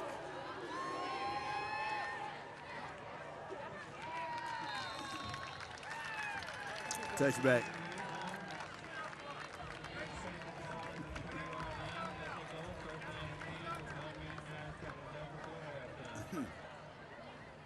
All right, we are professionals here on the Friday Night Blitz. Let's get this game back on track. 1:09 to go here in the first half. Calvin, your thoughts on the first half?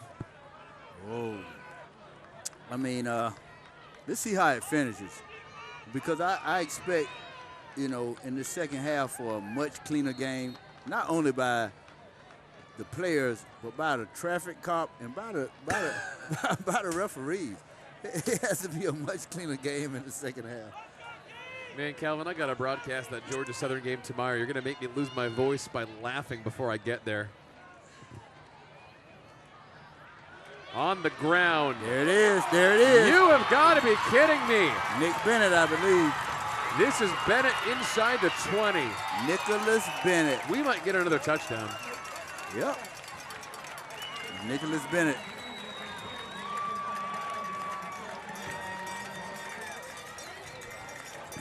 Oh, what a spin move in the hole. He was tackled in the hole, but that was a nice spin.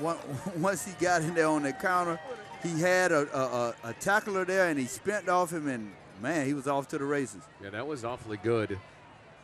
And based on the way this first half has gone, we, in short order, are going to be on the receiving end of a timeout, an interception, a fumble, a touchdown that's called back, and then a pick six that goes 90 yards. And is how this is going to end. Here's Deontay Bowens. Well, I was almost right on the pick six. And first and goal from the 1 that ends up first and goal from the 15 after they got 3 penalties, put them on first and goal at the 1. I would kill to be a fly on the wall in the locker rooms during halftime tonight. I don't want to hear it, man. I mean, you don't want to be on the receiving end, but I'd like to hear how they're going to try to talk to these kids. You know, the coaches got to go to church on Sunday, like early. They got to get Sunday school, and they got to get it all in because they got to repent for what they're going to say to these kids. And flags. That doesn't count. Whoa, I was finna say wide open, nobody's there. Flags. Shocker. Offense. Second down. Man.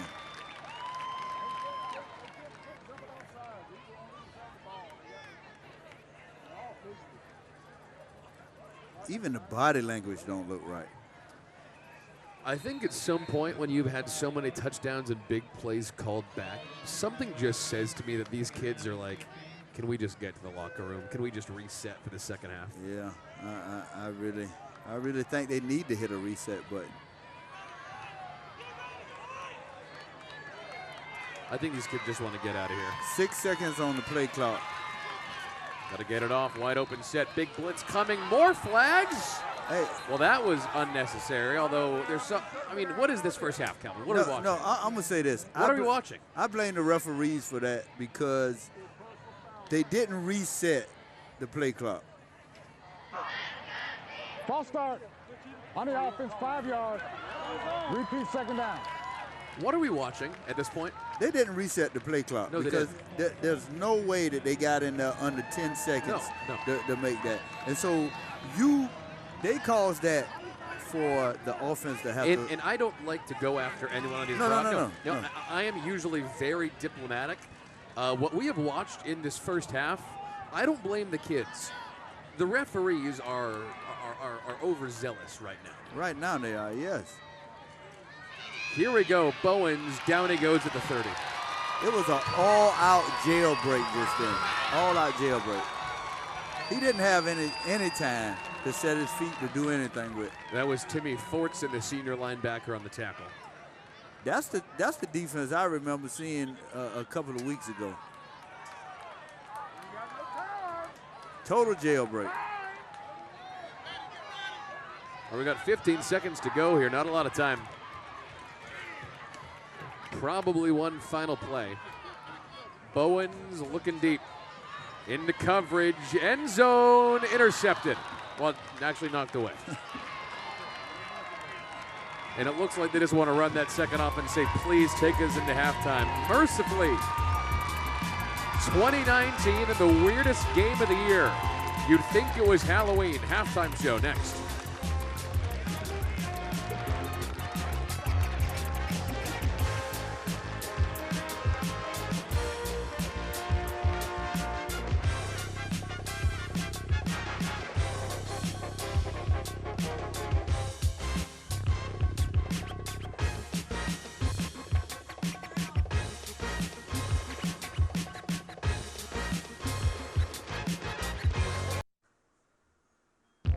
Welcome back to the WSAV CW Friday Night Blitz Game of the Week halftime show.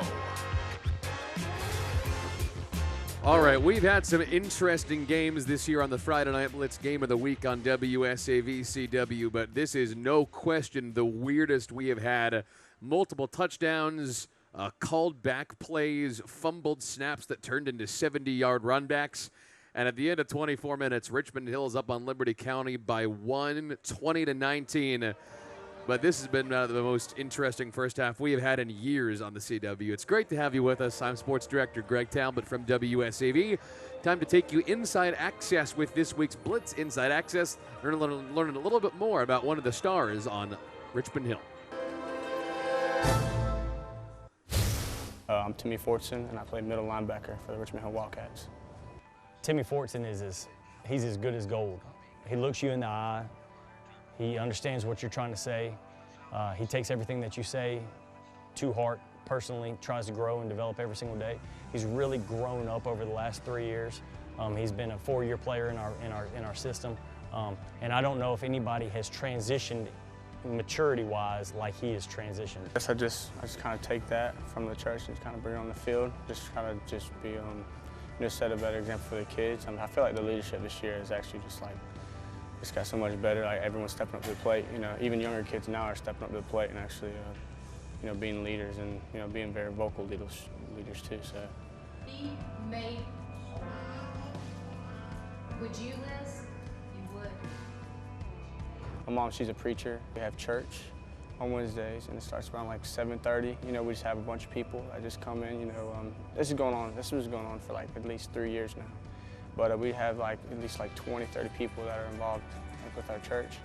They come in and we just worship for a few hours. Then my mom preaches to them. It's really good. We have all types of people come in. Random people come in all the time because they hear about us. They'll just come in and we're welcome. He's a guy that understands that he's not perfect. But everything that he tries to do, he tries to make good decisions, he tries to be a good example, and tries to be the best version of himself. That in itself is contagious on our team. I just try to play, through the Word of God, just have him kind of strengthen me.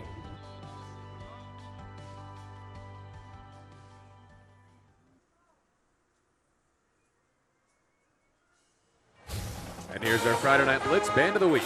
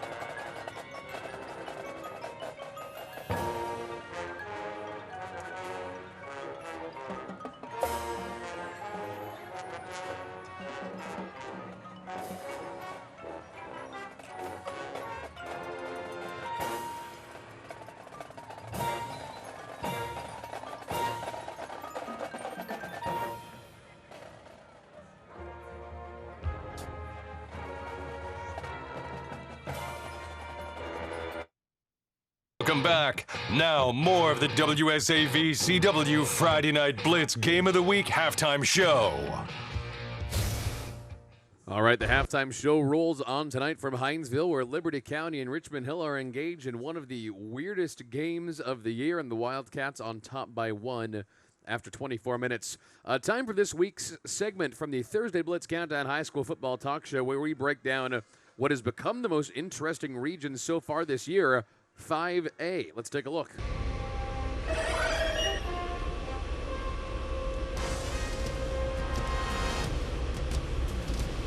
lot of talk about this 5A region. The last couple of years, it's been Wayne County, Ware County, and then everybody else in the rearview mirror, right? But South Effingham is undefeated. They might be the best of the bunch with their new coach. And then Statesboro shut out Effingham County on Friday night, and New Hampstead beat Richmond Hill. Is this region actually wide open, PJ? I think so. Yeah, I jotted down the teams and tried to pick one or the other, and it's really difficult too right now. I mean, Ware County with the ups and downs that they've seen, but they have talent. Wayne County is looking like they were rolling as normal, and then they lose last week. So New Hampstead is stepping up. South Effingham is stepping up. And oh, by the way, that fifth team, Statesboro, comes out and puts a shellacking on Effingham there last week. So yeah, I think it's 150% wide open. Yeah, I have no idea who's going to win this. The way it looks like that Ware is the team that we thought was going to be the team to beat. I think we all picked them at the beginning of the season to win the region. Right, and they may be the weakest team out of this, but really? We don't know. I mean, we don't know. They played some quality teams also, and so we're going to see once they get together and start playing each other. Man, it's good football in this region right here. I'll tell you, in our preseason special, when I picked South Effingham to come out of nowhere, I didn't expect them to win the region, and I kind of like them over anyone else right now. I think that offensively they are set. They are about as good as any team we've seen on TV or just even on paper. Defense is where they've had some hiccups, I think. You could say in the live game of the week, they let Effingham County come back, and I think we're seeing that Effingham County is a team that struggles to score the ball sometimes. And so if they can shore things up defensively, I like them because you just keep giving the ball to Rocco Griffin, and it hasn't hurt them yet. And I expect them to continue doing that. Wayne County, you mentioned, they're just so consistent year in and year out. And they lost to Glenn Academy last week. So that kind of loss is, I don't really count that as the same loss as, an Effingham County losing to a Statesboro or something like that. Statesboro, meanwhile, has given up 19 points all year, and it was to a really good veterans team that they lost to last year. Let me stick on my Mustangs for one more talking point. The only one of those big games that they actually end up playing on the road is Ware County. That's a really tough place to play in that beautiful old converted baseball stadium. It's loud, but Wayne County, the other tough games, those are at home, PJ. Yeah, and that's huge out there at the corral there for South Effingham, and they've shown this year how tough it is to come in there and win, especially at this high school level where, let's face it, people get rattled a little bit more so than normal. And like Connor said, I think their defense has to step up a little bit, but what helps defense? Home field advantage. So that is huge for South Effingham. Don't bat your eye at New Hampstead. I love what they have on offense, and they didn't. The one game on defense they didn't look great this year was Pierce County, and they lost that one by 9. So. And I was just going to say, as much as I've been backing the Mustangs, Connor's been backing the Phoenix for a year and a half. I think that they have. I think it's safe to say they have the best playmakers on the outside in this region, right? Receivers, best receivers. And McKeithen, and I don't even think we've seen the full potential of McKeithen so far this year. You've seen the other wide receivers hauling in touchdowns, but we haven't heard a lot from Justin. I think he's due for some breakout games, and if that happens in region play, all the better. And what I love about what this region's going to end up looking like is the coaches, because yes, Wayne County lost pretty much all their skill players to graduation over the offseason. They still have Ken Cribb, and is there a coach you like better than Ken Cribb to drop an offense for a big game? Not really. I mean, but you know what? Now that I think of it, Ware County, they have a new coach over there, Strickland, and it may be just some time of them getting. So they still may be the favorite. With Thomas Castellanos, I'm going to tell you, the kid is outstanding. Yeah, you like We saw him, at the Wayne game. This thing is just totally. I mean, for real, South Effingham, like you said, they're running the ball, but if you have a good running game, then it does help your defense because they're not on the field as much. I didn't tell you guys we were going to do this, but of course I'm going to put you on the spot. As we enter region play next week, I want to know, who are we going to crown at the end of this? Now keep in mind, Wayne County, Ware County is the final week of the regular season. That game has decided the region the last 2 years. I'm not convinced it's going to come down to that. I am riding my Mustangs. I'm not going to be proven wrong. I got South Effingham. with what we've talked about, and you mentioned Wayne County only one loss to a good. Give me Wayne County because of the coaching, because of where they played. Give me Wayne County, but it's tentative, right? I'm going Ware. Go Ware County. Did you say the Wayne County South Effingham game was at South Effingham or at Wayne? It's at South Effingham. Oh, give me State. No. Yo. I was going to go. I mean, yeah, I like New Hampstead to Do pull it. some upsets, but I'm going to go with Wayne because Ken Cribb has never led anyone wrong with predictions just yet. I'm going to go with them, but I could see I'd go Wayne or South Effingham. I think Ware's been a little concerning early on, but don't be surprised if New Hampstead comes in and just blows the doors off some teams. Hard to argue against Ken Cribb. Okay, guys, good talk. Every Thursday at 6:30, we bring together the best high school football experts. That's us in Savannah to break down the biggest stories, showcase the top performers, and tell you the best games to watch that weekend. The Thursday Blitz Countdown, Thursdays at 6:30 on WSAV CW, presented by your Savannah and Low Country Honda dealers. By the way, fans, WSAV and Ford are teaming up to highlight you, the fans. We're out in full force every Friday night taking pictures, so check out the Built Ford Tough Fans photo gallery every week and see if you've been spotted by our cameras. Visit WSAV.com/BuiltFordToughFans. And remember, America's strongest trucks are always Built Ford Tough. Meanwhile, back here, weirdest game of the year. We're going to take a break and come back with highlights of the first half. I don't even know what we're going to show. It's going to be so weird. Find out with us next. Thank you for watching the WSAV CW Friday Night Blitz Game of the Week halftime show. Stick around. The second half is coming right up.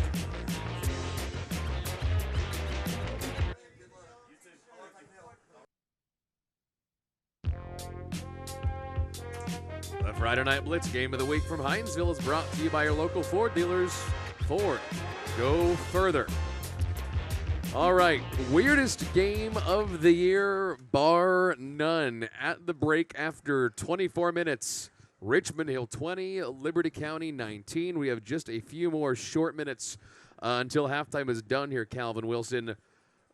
Before we talk about what we're going to see in the second half, we got to take a look back at some of the innumerable first half highlights.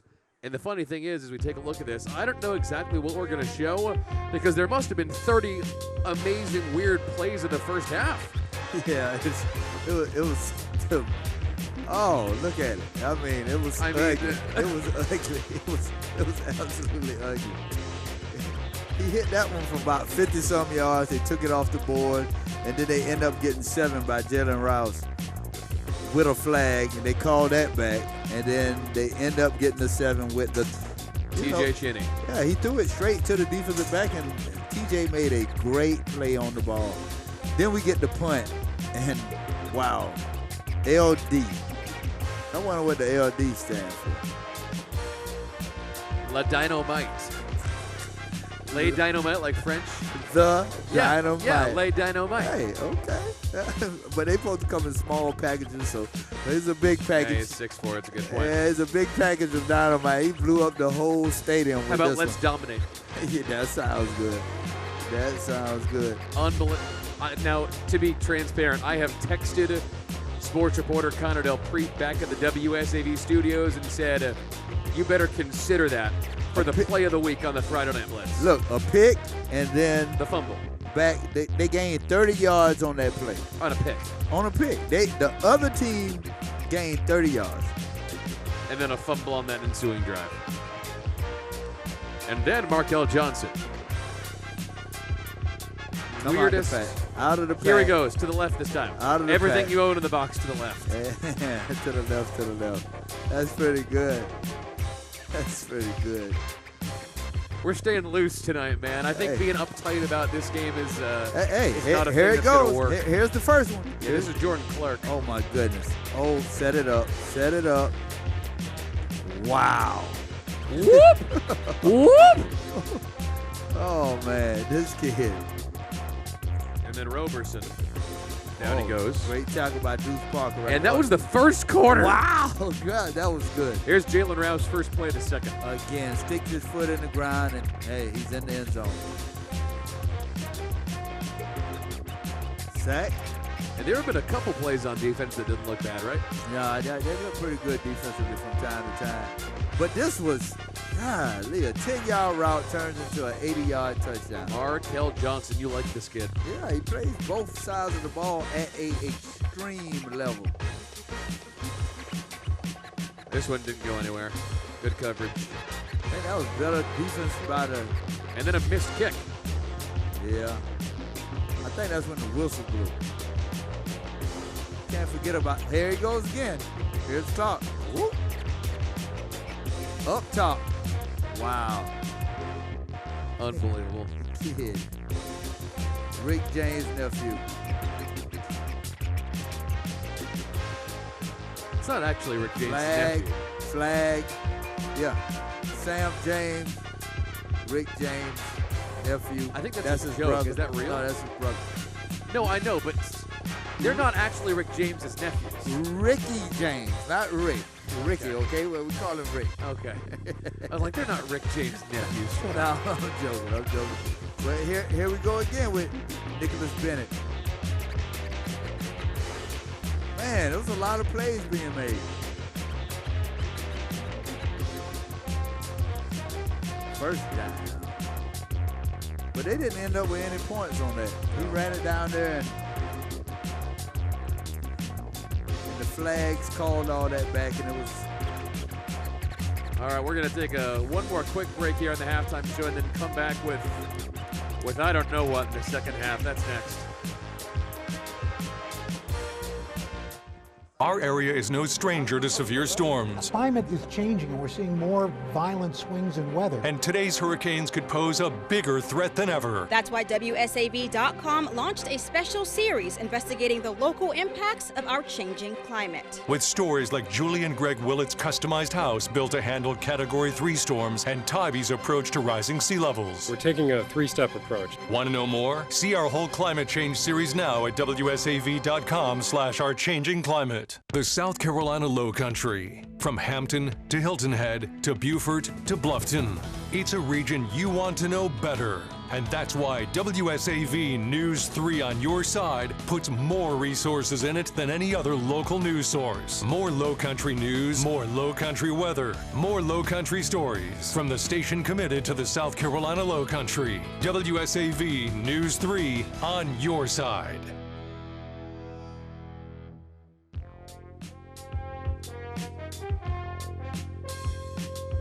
Right, we are back on the Friday Night Blitz. About ready to kick this thing off to begin the second half from Hinesville, Richmond Hill 20, Liberty County 19. Okay, Calvin, I hate to do this to you, but I feel like the viewers are entitled to it. What are we going to see in the second half? I look for a much cleaner game. Really? Yeah, I think both coaches, like we said before the start of the game, that both of these coaches have been here for a long time at each program, and they have something that they're built, and they're not going to let these kids go out here tonight and just have a debauchery of everything that they're built. And I think they went inside, they made some corrections, they got onto these kids, and now I think they should be a little more focused in the second half. It was just a ragtag first half. I think I would be genuinely surprised if we see a single interception or fumble in the second half. I think the coaches are going to run the ball and they're going to say, hold on to it, don't screw this up, and let's take this game down to the fourth quarter. I think the same thing, man. I just think it's going to be a much cleaner game. All right, kickoffs to the second half brought to you by the law firm of Farah and Farah, here for you, here for good. Williams to kick this one away. And I'll say it, I'm a little surprised that we don't have a bigger crowd here tonight, Calvin. Well, they said the rival homecoming at Bradwell. At the rival school, and you know, homecoming, maybe a dance. And I think people, I think we have a lot of people already going to football game tomorrow. I think a lot of people are going to Georgia Southern. Word is they've already sold out 20,000. Man, I should have went to that one. That might be. You can go tomorrow. There are still tickets available. No, I like free tickets. I mean, I can get you in. I'm calling the game on ESPN Plus. Okay, I'll be. Nah. I'll sneak you in. No. I got a big weekend next weekend. I don't know if. Where are you going next weekend? West Virginia. Ah. Texas. Who are you going to see? Winston Wright and Sam James. And Rick James, nephew Sam. Yeah, I'll be headed up that way. Isn't it so funny how West Virginia and NC State have become Savannah North in terms of high school destination for these kids? Yeah, they definitely have a pipeline at West Virginia. They were here last night seeing Tara Simmons and Jenkins. and they stopped there at a few schools yesterday to see some of the guys. Well, so. as we get ready to begin the second half, that's an interesting thing that's worth asking. So many times kids want to branch out and see different parts of the country and separate themselves from the people they grew up with. But in Savannah, it really is a handful of schools. Georgia, NC State, and West Virginia seem to always get kids committed. What is it about those programs that draws Savannah kids to them? Well, I don't know. All I know is, like, in the past few years, this has been happening. It hadn't always happened. The last 3 years. Yeah. And so, with that being said, I think relationship with coaches, and then when the players get there, these players are actually balling. I mean, I'm not coming down unless somebody is balling. You get Sam James go down there. He didn't play a lot in his first year, but he played the last 4 games, including the bowl game, where they saw his improvement. And then over the spring he got better, and then like this year he's blowed up. And then you bring in Winston Wright. You got 2 great wide receivers. Now they say, hey, this area is hot. Oh, that went off the hands of Quincy Johnson, the sophomore. Now that was a good pass. He hit him dead in the hands. And so with that, with the relationship and the players actually being players, hey, why wouldn't I come down and try to get more? And because you built that relationship, you can talk about it.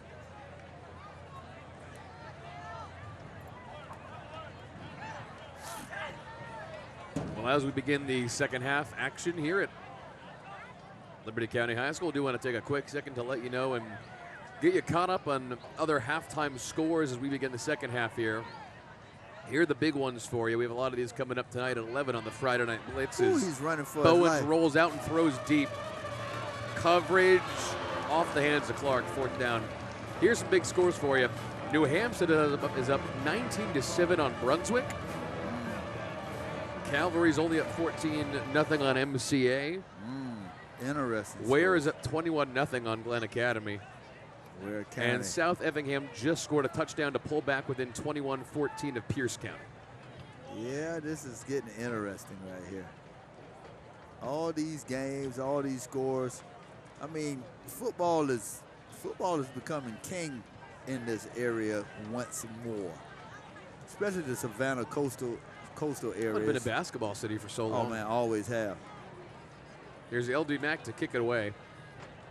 He might want unless he runs at 80 yards. I was about to say. Oh, he's got a leg. How about that? Whoa, good punt. Yeah, back over the head of Baynes. And that's where Richmond Hill takes it from.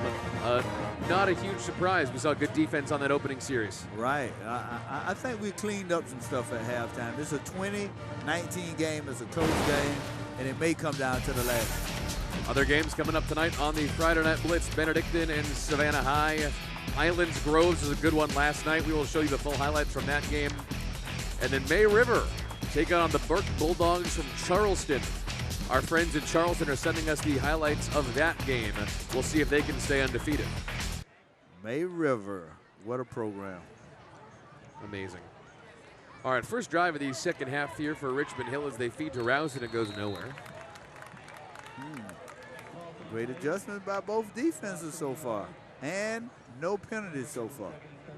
Now, is that because they've actually gotten cleaner, or because the referees have made a pact to only call 15 penalties and no more in the second half? I don't know, man. I seen the referee crew. We talked about it before. That do referees make halftime adjustments like players do? Do they say we should call more or call less penalties? They should. If they don't, they definitely should. Is that a thing that happens? No, because you get something in the fourth quarter that just, you got Michael Jordan out there. They just take over a game and just throw flags and they just want to be the vocal point. I mean, there's nothing you can do about it, because if they start seeing it, we're humans. Everybody is humans, and sometimes you like that attention, and I think that will happen with some of these referees from time to time.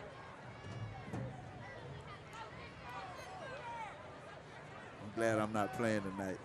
3rd down and 10. Coleman uncorks one. That was intended for Chinny, but there's got to be flags, and there it is.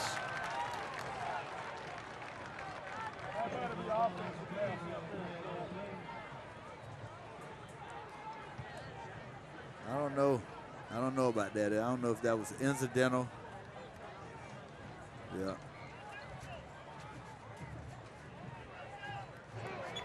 Defense.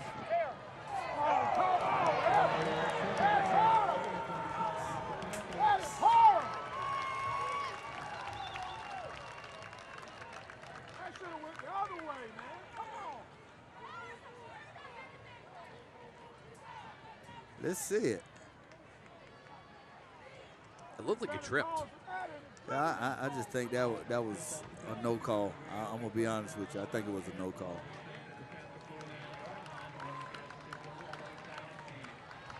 But like I said, on the bright side, took us 2 whole minutes. Yeah, yeah. Like I said, though, you have some guys that like to be Michael Jordan out there, and you'll see those flags fly. New 1st and 10. Here's Coleman. Uncorks one again into coverage off the hands of Brett Kramer.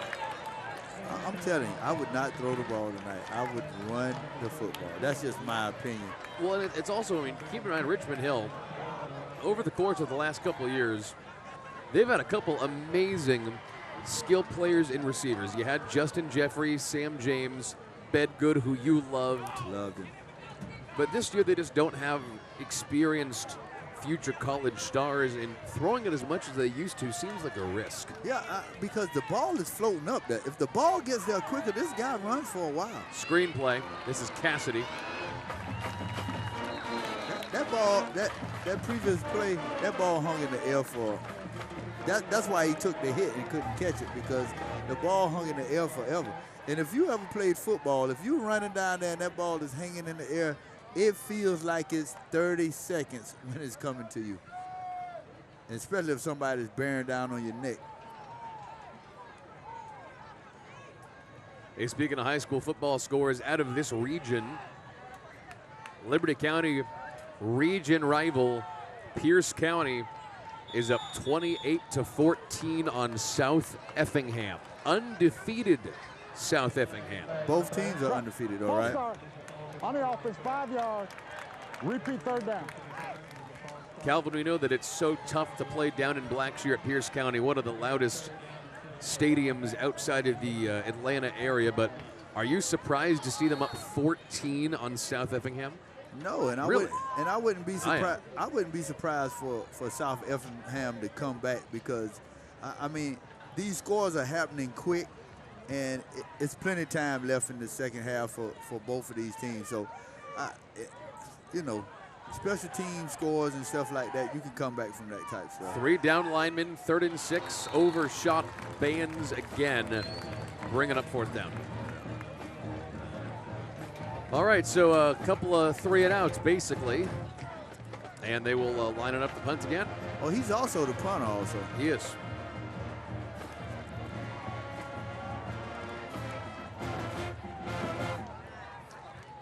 My adjustment would be to go to the Wildcat for the rest of the night. Really? Yeah. Just run it. Just run it. And just feed Rouse, or maybe put Roberson back there, put Clark back there. What'd you do? I put all 3 of them back there together. And what about guys like Chinney and Cassidy, who are good receivers? Guess what? We'll run them off of some, put them in motion, and we'll give them the ball sometime. Some jet sweeps. So you better believe it. All right, here's a punt. And that's just a little aggressive, and then they'll get it from the 20. And even speaking of that, when we watched the game a couple of weeks ago, the West Virginia game a couple of weeks ago, they ran Winston Wright on a couple of jet sweeps that opened up the whole offense. And that's the type of stuff you have to do. Their flag on the play. Let's hear what they have to say.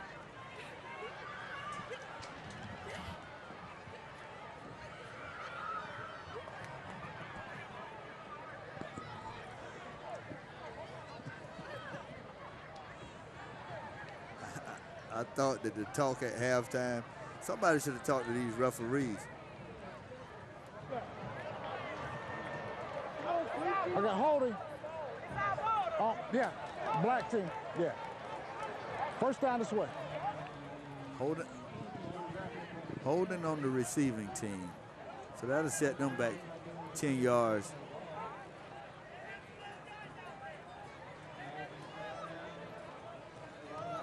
All right, so I would say we have been moderately correct so far about our halftime predictions. We are seeing more running and less immediate penalties than we previously did, although the atmosphere of this game is still a little bit sloppy, no? Yeah. I mean, it's still a little sloppy, but hopefully we can get this together. I think this is going all the way down to the final drive, back-to-back weeks. I'm telling you. It gotta be. It's 20-19 right now. I mean, it's only separated by 1 point. We know what Richmond Hill has in a field goal kicker, so if it gets close and it gets down late in the game, I want to see a kick from 55 yards tonight. I want to see that. That's my prediction. At the end of the game, they line it up and they just kick it 55 yards. All right, so here comes Liberty County out on offense again. Deontay Bowens has had a lot of success running the ball himself tonight. They'll turn and hand off up the middle to Johnson, and he's brought down at the line of scrimmage. Yeah, the defenses are looking like they're picking it up. I just hope that it's a clean game the rest of the game. And the clock is running a little better because the flags are staying in their pockets.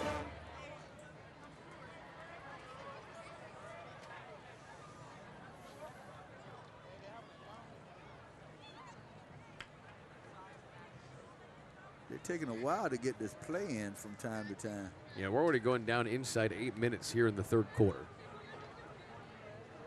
And once again, they come out of that bunch. I'll tell you what that looks like. That is the kind of offense, or at least the sequence that like Benedictine would run a couple years ago when Baker Woodward was still the offensive coordinator. Floats that one into traffic and it's incomplete. Does it look like Benedictine a couple of years ago? That's what I see. Yeah, but Benedictine would hit the open receiver. Right. I mean, the run would set up the pass, and they had somebody capable of getting the ball to these guys. I'm not saying that these kids are incapable right now, but my game plan, like I said, on both sides of the ball would be to run the ball until you stop. Well, it is just a reality when you talk about what Liberty County had. We've been talking so much about what Richmond Hill used to have. Liberty County lost pretty much all their stars from the last couple of years. Yeah. I mean, Chris was 90% of the offense, to be honest with you. The kid ran for like, what, 400 yards one game? Back-to-back region player of the year. Yeah, he like to kill Bradwell. Bradwell Institute does not. Half-back pass. Man. Really good defense. And heads up that time, too, but did not bite on the run, right? Yeah, you're right, because if they all would have been sucked in, he would have been wide open going down the field right there. Really great heads-up defense by Jackson Custer. Hey, you know what? And Gregory Freitman. Not only did he throw that ball, like they're throwing it like to try to place the ball. Nobody's like stepping into a throw tonight. I like to see one of these guys, any one of these quarterbacks, just step into a throw and not try to. They feather in everything that they're doing. Back to kick. LD Mack, return to the Mack. Back to receive, Bucky Baines. He almost got to that one, but he puts an absolute cannon into that one.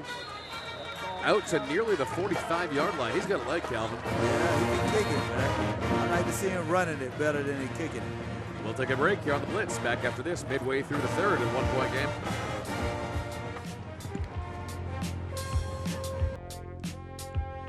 Back from the good city of Hinesville, the Friday Night Blitz game of the week is brought to you by your Savannah and Low Country Honda dealers.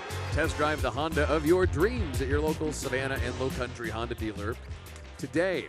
All right, after a good stand by their defense, Richmond Hill takes over with pretty good field position on offense after the punt. They get this thing from the Liberty County 43-yard line. And Calvin, although they come out in the shotgun here, you basically said you think they should start running the ball every play, and they'll take your advice here with Jalen Rouse as he gets it down inside the 30. So you tell me why you wouldn't run the ball. I don't know. You got to give me a reason why I wouldn't run the ball.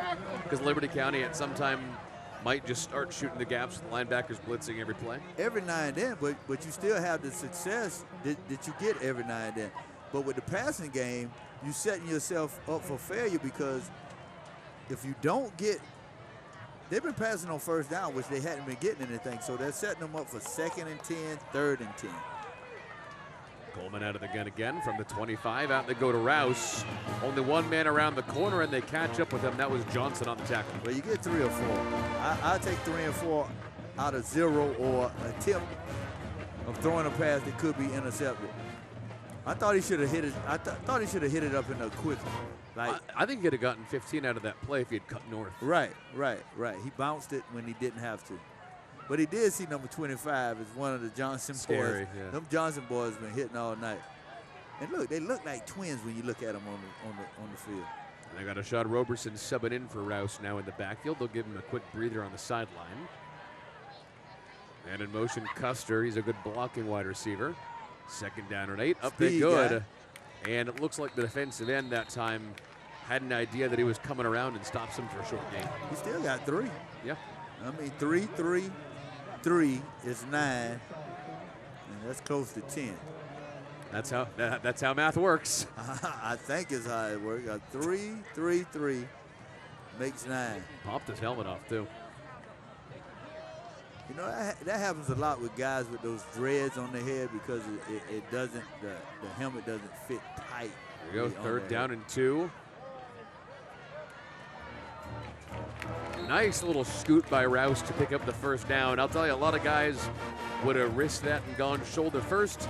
Took one side step to the left. Easy 1st down, avoided contact. Exactly. He took Smart. he took it on and just bounced off of it.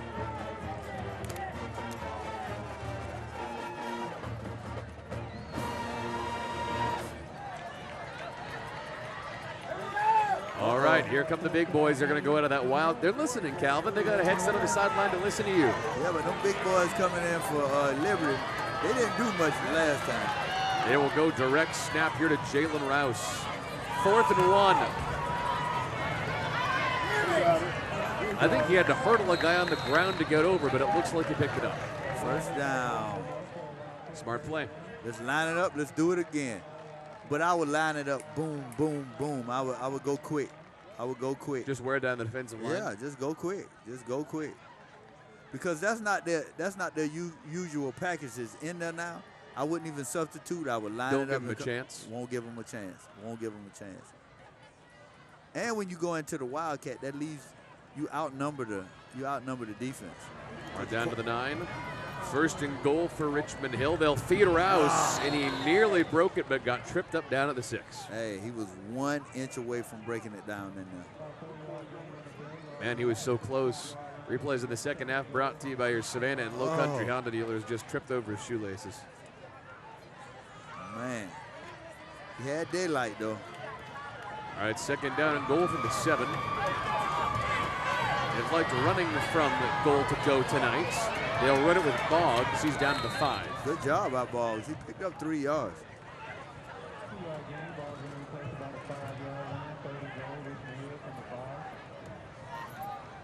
Watch him.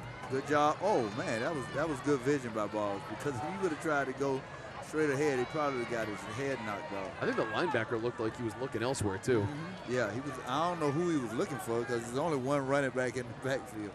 And maybe his girlfriend's in the stands. But yeah, let me tell you this: if the quarterback decides to keep it, he walks in the end zone. All right, here's Coleman on 3rd and goal. They got 5 yards to go. Bands in motion and whistles. Play clock. Timeout. And Richmond Hill will burn a timeout just to make sure they don't have to lose the 5 yards. That was pretty smart. Yeah, because it's no telling how many more times you're going to get down there. All right, fans, the time is now. WSAV is proud to bring you the latest sports show, WSAV Sports Now. Every week we're talking college football and the NFL, giving you the local analysis that matters. New episodes every Thursday on the sports page of WSAV.com. Really good episode yesterday. Really fun preview of tomorrow's Georgia Southern Louisiana Lafayette game. The Raging Cajuns lead the nation in rushing yardage. They nearly beat Mississippi State. But it sounds like Shai Werts is ready to play and is finally healthy at quarterback for Georgia Southern. It's going to be a really fun one. By the way, sounds like they're going to have over 20,000 in there. Well, I'm going to watch that one. I think I'm going to. You'll hear my voice. I'm calling it on ESPN+. Oh, well, I have Plus. I got Plus. You'll hear me, baby. Extra Plus, 3, all that. I got it all. I like watching football. I can tell you that. Send me a text. I'll give you a shout out on there. No, I won't. No, don't. No, do I that. won't. Don't you do that. No, I won't. They're looking for me in a couple of countries. Anyway, goal to go, third from the 5 here for Richmond Hill, trying to extend their lead, and it's not going to happen. Down goes Jalen Rouse. The linebackers blew it up. Keep the football quarterback. He hadn't ran the ball one time tonight. No, well, is that because he can't run? I don't know, but he don't have to be able to run. He can walk in there. Everybody's keying on Rouse. We all know Rouse is getting the ball, unless he just, look, this is what I used to do. Well, hold on. Let's do this really fast. It looks like Richmond Hill is going to send in a kicker to make it a 4-point game. This is Williams, although he did miss one from about this distance earlier tonight, although he also hit one from 45, so who knows?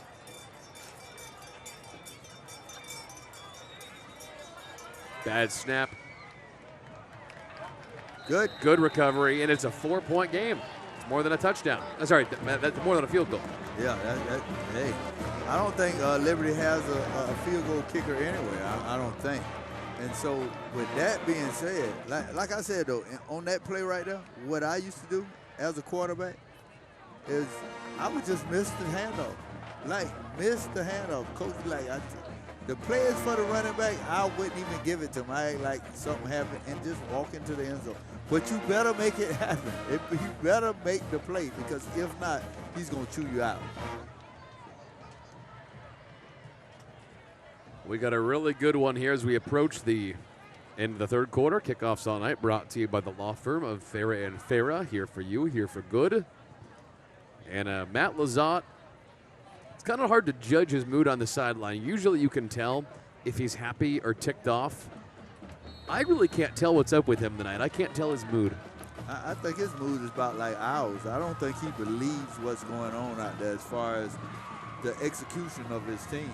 I think it as a coach, it's like being a parent. When you send your kids to school and they do something that's totally not what you taught them, you feel a certain type of way. And I think that's how he's feeling right now. Like, what is going on out there and how can we correct it? I thought I talked to you guys at halftime. I come out here and the same stuff is happening. I think both coaches are feeling the same way.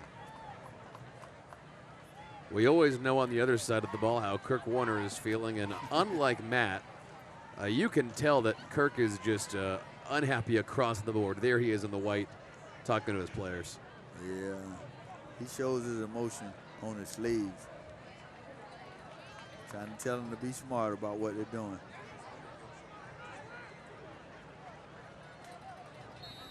I might have to get Kirk some water or something over there. Send the water boy to see Kirk. And we said this at the beginning of the game when this game got weird as Liberty County takes back over on offense as Bowens throws over the middle. That one looks like hauled in for a gain of 5 by Johnson, complete pass. Yeah, Johnson is doing it all tonight. It'd be one thing if it was a bunch of Gisa teams or teams with new coaches.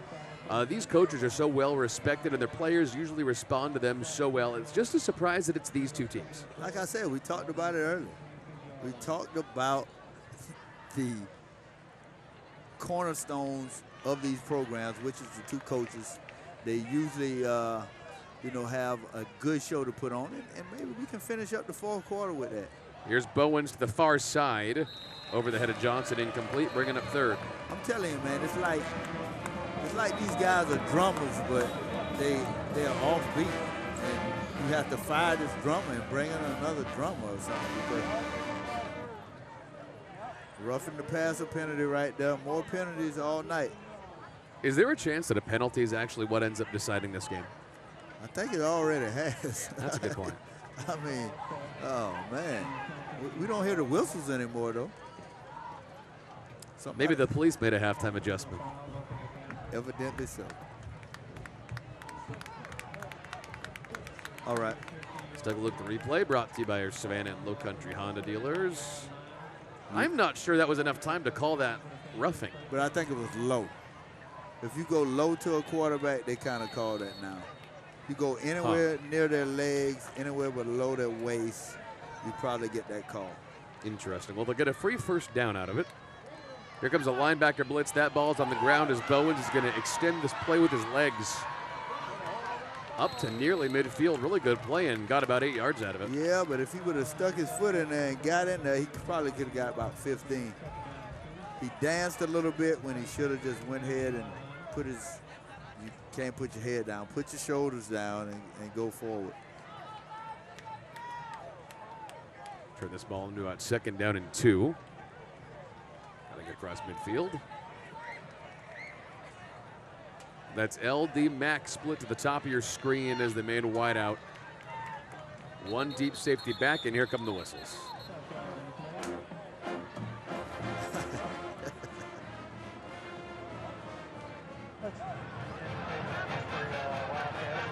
At this point, I'm actually starting to wonder if we are going to be on the air when the Friday Night Blitz highlight show comes on at 11 o'clock. Hey, man.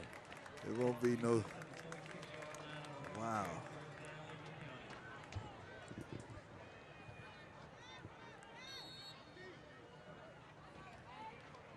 We want to take a quick second to shout out the man on the Chang Gang there. That is Derek West.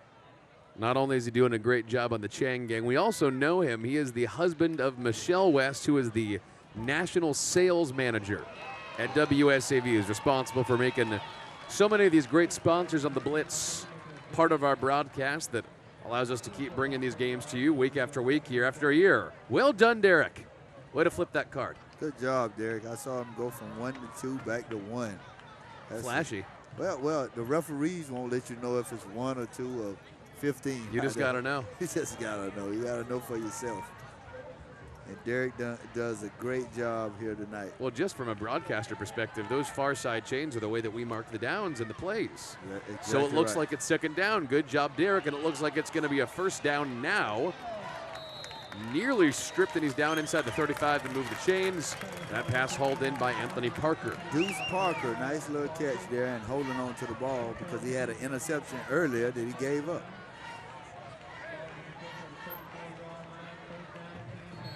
.36 seconds left. Yeah, that'll take us down probably to the beginning of the 4th quarter here. All right, Calvin. After the most insane first half of your life, 3rd quarter went by fast, and we only saw 3 points. You probably didn't see that coming. Adjustments, I guess. They made adjustments. And pressure. Bowens will run. Out of the pocket. Stepping up, extending the play. Bowens. Takes the whole Richmond Hill defense to bring him down and takes the clock down to 2 seconds as well. Looks like he might have gotten just a yard short of the 1st down. That was a heck of a run. You're going to see 7 on 7 right here on this tackle if it shows it in the replay. And the little 7 put it on the big 7 right here. Yeah. And that's going to take us down to the end of the 3rd quarter. Collision. What a weird game we have had. I think we're in for the beginning of an instant classic in the 4th quarter. We're going to remember this 4th quarter at the end of the year. I'm telling you this now. It's going to be good. That's next.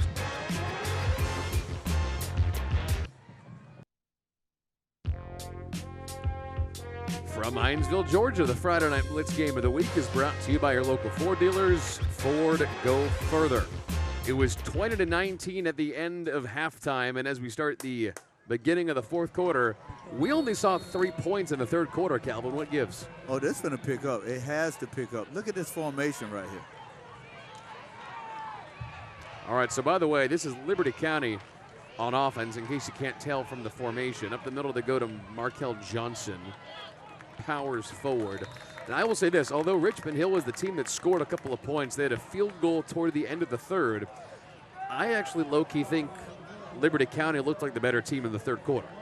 Yeah, they did, but I mean, they didn't put up any points. You have to put up points, or you can look as good as you can march up and down the field, but if you don't get in the end zone, I mean, there's no results. I'm talking about he got so many different formations.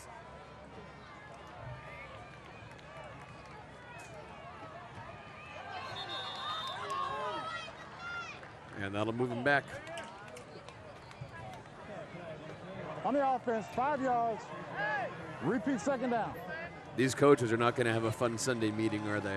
Nah, I mean, it's too many penalties. It's definitely too many penalties on both sides of the ball, and it has to be cleaned up. Sending back out the now senior quarterback, Deontay Bowens. It's so funny. I remember 2 years ago when we were broadcasting Liberty County at Bradwell and other Liberty County games. We came here twice that year. We have seen Deontay Bowens grow up in front of our eyes on WSAV CW over the last 3 years. There's Johnson spinning out of a tackle and eventually still brought down to the backfield. Yeah, I think defensively, if I'm these guys, I'm probably not even, when they get in that bunch formation, I'm not even trying to penetrate. I'm just waiting on somebody to bounce out because my linebackers should be patient in this formation and not overrun the play. Smart spin down there at the end. Yeah, he got about a half a yard. All right, here comes Liberty County and 5 yards to go. Johnson behind a couple of guys, picks up the first down. He's down inside the 10, and I think Liberty County's really starting to move. Yeah, I think it's going to come down to that field goal I was talking about. Really? I think Liberty finna go in and make this 26 to 23 or 25 to 23. And Hello? maybe a good field goal kicking game here. All right, that bunch formation again. It's first down and goal here for Liberty County. They feed Johnson. Powers ahead to the 5, picks up about 4 or 5 yards.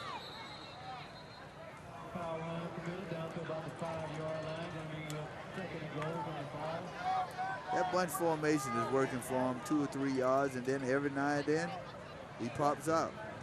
He said he need a little break, man. He's been running it, tackling, running and tackling. Yeah, they've been feeding him, huh? Like, coach, yeah, I ain't hungry no more. My belly about to bust, I guess. And they put number 2 in the game. Yeah, this is his younger brother, Queasy Johnson. No, it's not. It is. Think I'm making that up? Yes. No, it's Queasy Johnson. That's his name. Younger brother, sophomore. Mark Queasy. Okay. And his brother gets down to the 3. Look, he look like he has more quickness, you know, but they like smaller. Yeah, they like a little power game here, but he look like he has some quickness, and he's wearing that famous number right there. You know who wore that number there?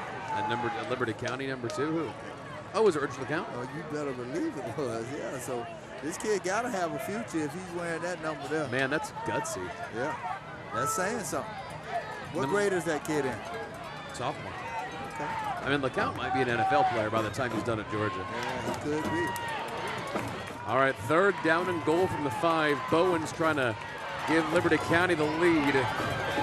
And it's going to happen. Johnson in. And they got the lead right back. Liberty County jumps ahead. And the crowd gets into the game with that score. And they're going for the 2. Wow. They're not joking around. They are going to go for 2. Although that might end up killing them later because Richmond Hill does have field goal kickers. Yeah, I don't think that's a call that I would make, but hey, you might want to put the 4 up because Richmond Hill has field a great goal kickers. Yeah, Exactly. That's what I was thinking. Yeah. All right, here's Bowens out of the gun. He was not expecting the snap. This is a blown play. The center snapped it way before it was time, and it's going to stay a 2-point game, and that's a nightmare scenario. Hey, man, we've seen it all, for real. We've absolutely seen it all tonight. Yeah, Kirk Warner is not happy with either his quarterback or the O-line for the miscommunication there. We'll take a look at the replay in a second, but clearly the center snapped it before Bowens called for it. Yeah, Bowens was relaxed, and the ball hit him in his gut. And he's lucky he didn't fumble it. Yeah, exactly.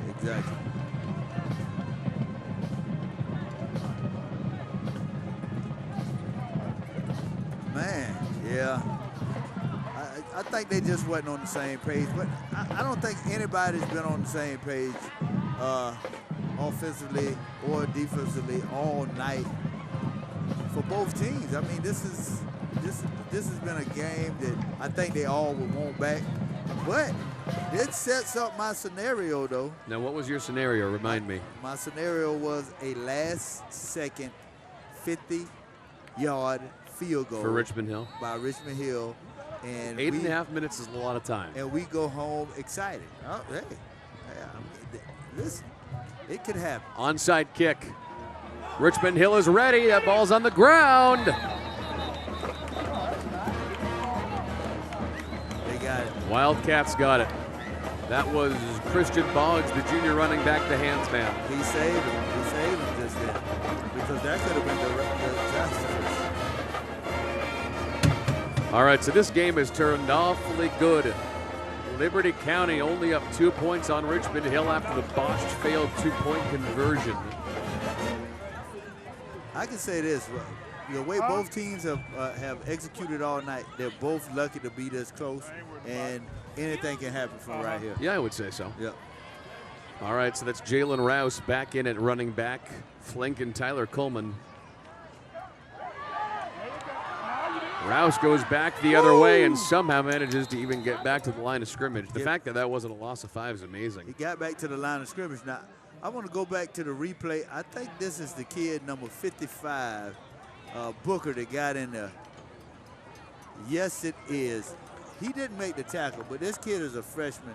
Coach told me before the game, he is the next big D1 recruit, but he's only a freshman. And he knows that already. Oh, yeah, Coach, yeah. I mean, he played at Georgia. Me and Kurt, I know Kurt personally. And if Kurt says that, then that's what's going to happen. There's Rouse, big gain, about a first down there. If he didn't get it, he was only half a yard short. That's why you got to run it. You got to run the ball. It really is no surprise that so many Liberty County kids, if they have the capability to play at the elite college level, end up at Georgia. See a couple of big stars out here the last couple of years that ended up in Athens, and it can't have nothing to do with the fact that Kirk was a UGA guy. Well, before then, Raquan McMillan took his own route and went to Ohio State and sure had did. a great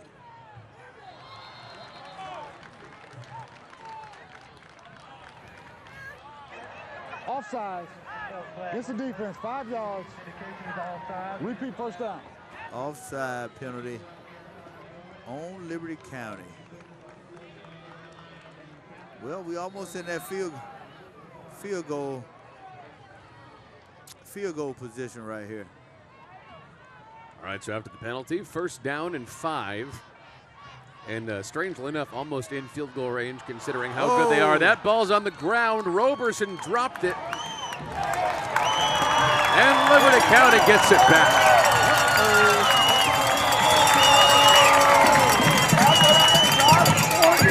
That was Quasey Johnson, the hands man.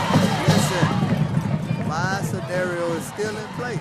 It's still in play. You said there was a lot of time. Watch these guys run the ball, take the time off. Richmond Hill get the ball with 3 minutes left. They drive down. That would require Liberty County not scoring here. And Richmond Hill's defense didn't get a break. Watch this. I'm telling you. You think Richmond Hill's defense, after being on the field for so long and not getting a break, is going to be up to stop and make a 3 and out here? I don't know. With these flags flying the way they are, it might not even be the defense that stops them. All right. I'm just saying. Well, Bowen's back out there under center this time. They'll pitch to Johnson, gain of 3 yards. Good run by Johnson, sticking his head up in there.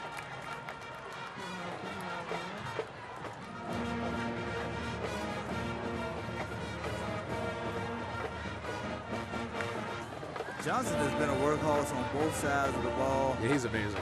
He's going to need like some Gatorade or Powerade or even, something a little better than that tonight. He's probably going to need some Pedialyte to get himself through the He's a night. senior, man. I know he's not that big, only 5'9", 190, but seeing what a workhorse he is, you would think some NAIA or D3 school would want him on that roster. Oh, Coach loves him. Coach loves him. Absolutely loves him. Nowhere there. Well, actually turns that into a couple yards, bringing up 3rd and short. I know for a fact when these recruiters come around, Coach has this guy at the top of his list. This is a guy that Coach really likes as a football player. Could have gone down for no gain, turned it into 3. Yeah, that's all you want is 3, 3, 3 right here. Speaking of 3, here's 3rd down and 2. And he's going to get 3, and it's going to continue. Then they get 3, 4, 2. Approaching the 5-minute mark to go in this game. A 2-point differential. We said, I think at the end of the first quarter, Calvin, you and I said this is going to come down to the very end, and I think that's what we're in for. Johnson tried to the bounce to the outside. I think he might have gotten there by just inches. Okay. Let's see if this is a first down right here. This is a big call right here. They gotta measure that. Oh, they gave it to him. First down. I thought they got it by about a half yard. Yeah. Okay. 3 more plays. They go for it on 4th down. Calvin, are you trying to speak this into existence? 3 more plays. They go for it on 4th down. They get stopped. Turns the ball over. All right, you're on record. Richmond Hill goes down. You're on record. They kick the field goal, and we see another great finish. You are on record officially. I need it. I need this. This is what I need to finish tonight. After what we saw tonight, I need to see a great finish. Considering the first half we watched. What? They owed this to us. They owed this to everybody who's watched this tonight. Timeout. We're going to take a break. Inside 5 to go. Kirk Warner's going to have an aneurysm. We'll see if he's alive on the other end of the break.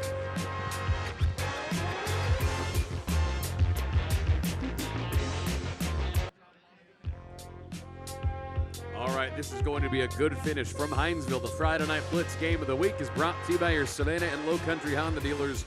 Score a great deal on a Honda you'll love only at your local Savannah and Low Country Honda dealers.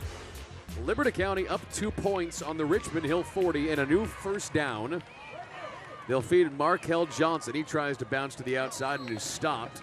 So inside 5 minutes to go, and they're in Richmond Hill territory. But they really don't have a kicker. Fantastic finish, I'm telling you. All right. Field goals at the end of the game. Well, in case you're just joining us, and maybe that's possible, Calvin has spent the last 20 minutes repeatedly saying that the way this game is going to end is Richmond Hill getting the ball back, driving all the way down the field and kicking a field goal with inside 30 seconds left. But a 50-yard field goal. We will see if we can call him an oracle in the next couple of minutes here. Second down as Bowens throws one deep. Over the top, incomplete. He was going for L.D. Mack. Why haven't they thrown it to him more tonight? No flag. L.D. Mack is 6'4", 190. He's phenomenal. Why is he not getting more passes? I don't know. We saw him on the bobble punt. Take it 80 yards. I don't know why we wouldn't just throw it up against one of these smaller defensive backs. But that stops the clock and gives them 3 minutes and 58 seconds on the clock.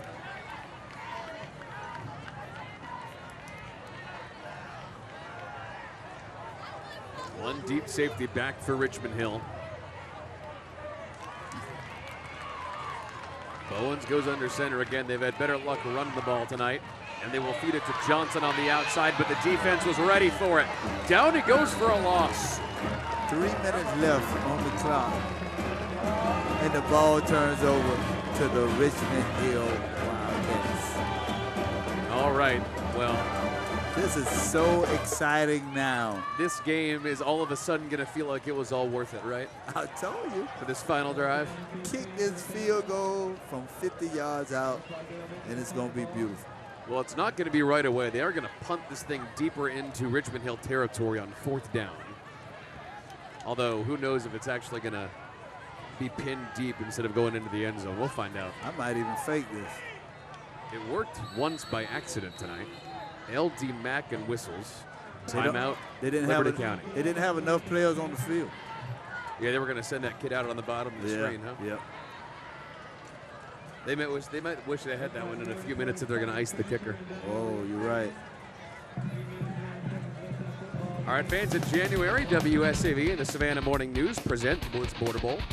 Culmination of a great season pits the area's best seniors from the Coastal Empire versus the best from the Low Country in an all-star challenge to benefit Ronald McDonald House Charities. Make plans to attend the Blitz Border Bowl this January at Memorial Stadium. Last year was a great game. This year, great game. Tonight, the potential for one of the sloppiest, oddest games in my history watching Savannah High School football to end up being an instant classic. Amazing. Yeah, it's I'm telling you, it's going to be a great finish for us tonight. Just wait. You had it pegged, man. Just wait. It was set up for this. It was set up for the sloppiness, all for the greatest finish, one of the greatest. I think we saw the greatest the other night. But if he can hit this 50-yarder. L.D. Mack, good kick. Wow, perfect. Down inside the 10. 10-yard line, got to make a drive. I wonder if he could kick it from 70. All right, so for what it's worth, it looks like Richmond Hill has all 3 timeouts. That's big. Tell you, run the ball. Run the ball. Yeah, I hadn't thought about that. They've had so little luck passing the ball tonight, they're going to need to. No, don't do it. No? Just got to run? Yes, you got 3 timeouts. All right. 3 minutes and the length of the field to go. Run a reverse or something. Coleman to Rouse. Nowhere. The young kid, number 55. Coming out of nowhere, Damari Booker. The freshman, the next big thing out of Liberty Coach County. likes him. Yep, he called it. And the kid made a play. Now, this is the time that this is what legends are made of right here. No huddle. Big blitz package. Linebackers step back. Coleman goes deep. Intended for Ginny. No flag. Great coverage by Daniel Robinson. That was the best ball tonight. That was his best ball in crunch time. Good ball, man. Good defense. Yeah, everything was perfect. All right, so all of a sudden what looked preordained is now brutal. This is 2-down situation. Well, no, they have 3 down. They have 3 timeouts. They could punt if they want to. Yeah. All right. 3rd and long. Coleman dumps it off to Rouse. Nothing. 4th down. But he got out of bounds. Do you punt it or do you go for it? Oh, you got to punt. Look, you cannot not punt inside your, what, 10-yard line? And when you have 3 timeouts. 15-yard line, punt the ball. There we go. Fumble punt. Are you a little surprised that that drive went absolutely nowhere? Yes, just a little surprised. I mean, I thought that they would run it all 3 times. You got 3 times. You got to be in a hurry-up offense type of. I don't see urgency. You got to have urgency. And you plan for this. This is something that you plan for. All right, timeout on the field. 2:25 to go. No Jordan Clark on the field that time either. Well, tonight has been a fun week of high school football. This has been a fun game, too. Coming up this weekend on BLITZ. Highlight show tonight at 11:15. Notre Dame tomorrow afternoon. A really good game against Virginia.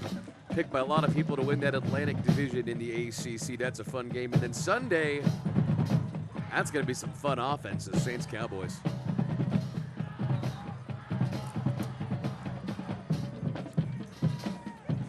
Yeah, it's gonna be a real good weekend. Cowboys Saints, great game. Good offenses. I hate the Cowboys. I'm sorry, that's just my opinion. Don't apologize to me. Apologize to Matthias Shaw. But just because I don't like the Cowboys, don't mean that they won't win this game. But I am going with Alvin Kamara, and I like Teddy Bridgewater and everything they do. Cowboys favored by 2.5 on the road. Well, I'll take the Saints and the 2.5, however you want to do it. All right, that kick across midfield. And Richmond Hill's defense has periodically made some unbelievable plays over the course of the night. They need 3 and out. Got 3 timeouts right here. They do. And if these referees decide to stop calling penalties, then it could go either way. Really, all Liberty County needs is a first down. Is one really good first down. That's it. Look at that guy. That's our director of production tonight, Jerry Perlman, WSAV's finest. Jerry, you're looking at the wrong camera, man. Jerry. Jerry. Keep calling him. Wrong camera, man.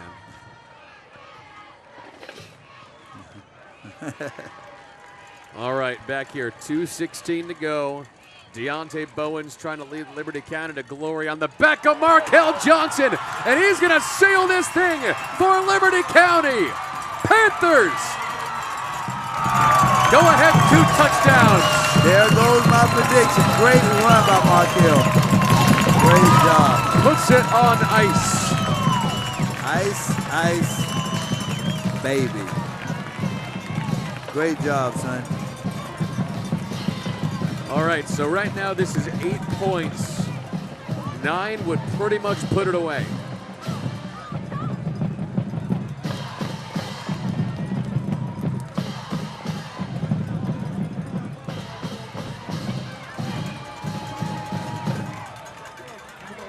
This PAT would pretty much do it.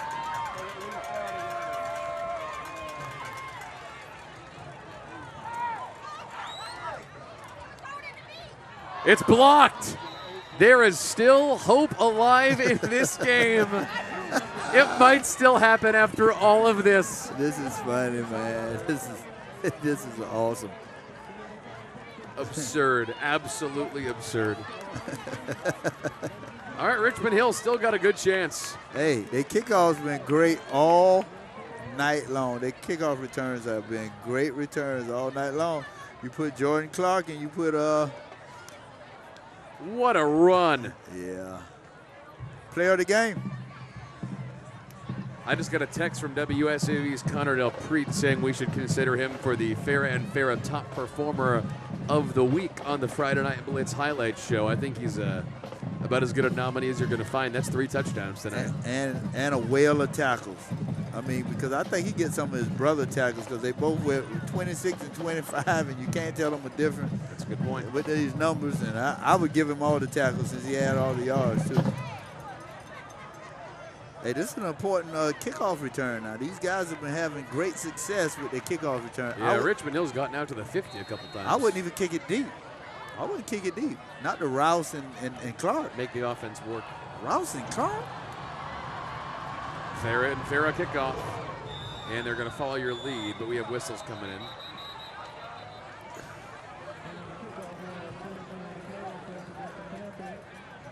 Well, they're going to make them have to kick it long.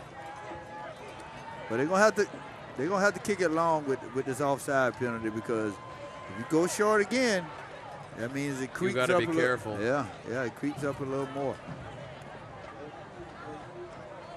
I don't even see Clark on the field. He hasn't been on the field for the defense or offense. I wonder what's going on.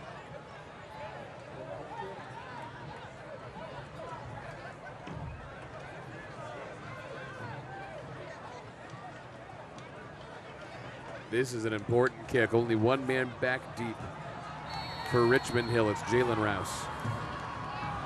And here it comes. And now they're going to go back deep for Rouse. He's going to choose to run this one back. A wounded gazelle running in the Sahara. Taken down by a pack of hyenas at the 15. Woo! Them hyenas, boy, when they get on you, they ain't going to get them up off you. I can guarantee you that. All right, 2 minutes, 80 yards, 3 timeouts. Not a lot of success passing the ball. No, and you need a miracle right now in the passing game, which hadn't been there all night. And I'll tell you, yesterday on the Thursday Blitz Countdown Talk Show, I told you this was going to be a 7-point game. It's 8 right now, but this has been, although messier than we expected, this was kind of the situation that we thought we were going to end up in. Over the top into coverage. It's hauled in by Chinny at midfield. Listen, let me tell you something. That ball has to be wet. It has to be wet. He's throwing that ball so high up in the air, man. It's got condensation. Yeah, it got condensation. Look, which is a good play because you have your big receiver, your big physical receiver. Yeah, over Chinny there. is 6'3". Yeah. All right. All night he's been throwing it high. Here comes Tyler Coleman, only one safety back for Liberty County. That's a risk. 140, good throw to the sideline, incomplete, and it's a flag. Boggs was covered and smothered. Yeah, he grabbed him. He grabbed him with his left hand. We'll see this.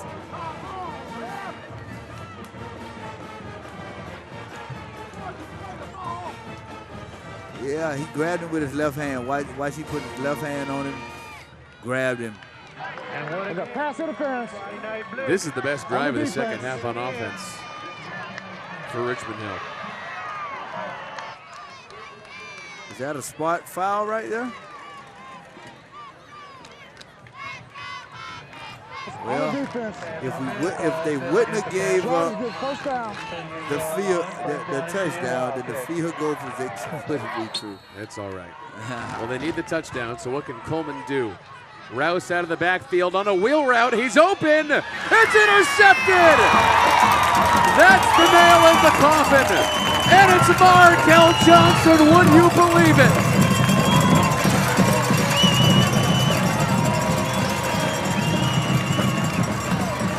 It's Markel Johnson on the INT. He did it all. Wow. Wow. Buy that kid something, man. Buy him something. I'm not even going to tease you. Markel Johnson is our Farrah and Farrah top performer of the game. No, he couldn't be, could he? 3 touchdowns in the pick? What? This kid, and all the tackles all night. No, I was just joking. I was just joking. Yeah, this kid. We see Clark on the sideline. He must be injured. Wow, what a performance on live TV for Markel Johnson. 3 touchdowns, leading this team back, and then the ceiling interception. And out comes the bunch formation for the Panthers. Richmond Hill does have 3 timeouts, but it's not going to matter at this point. There's the first timeout. That's Markel again. Yeah, he got to be tired. Throw up. Give it up, son. You done put it all on the field. Go ahead and throw it up on the field, too. He's giving his all tonight. I tell you what, Coach Warner, you got a kid that you know you can go to battle with on both sides of the ball. Timeout.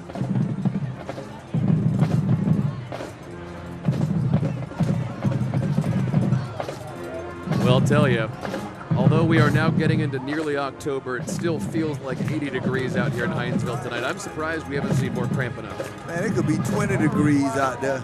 With this kid going both ways, I'm talking about, I hadn't seen him come off the field but maybe twice.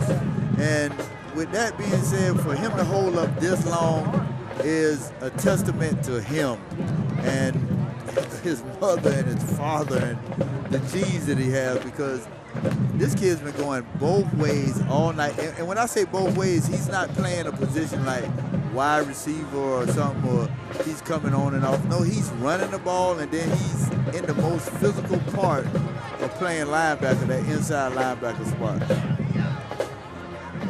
All right, so Richmond Hill is going to start burning their timeouts. Markel Johnson, you are going to be our Farrah and Farrah top performer of the week. We are calculating your stats presently to let you know just how good a game he had. And down it goes. That'll be the second timeout to get us down to 120. Hey, man, this is so funny. They called timeout, and he was able to stay in the game by those guys working on his calves and working on him being cramped up. It's working to his benefit, because you would rather have him in the game than anybody else carrying the ball.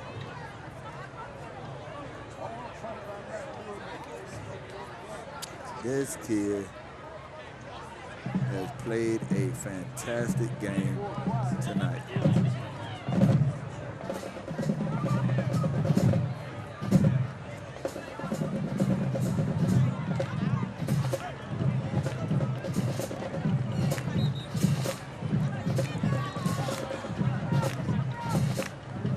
So these guys are having hope that they can get this ball back with any time on the clock right here.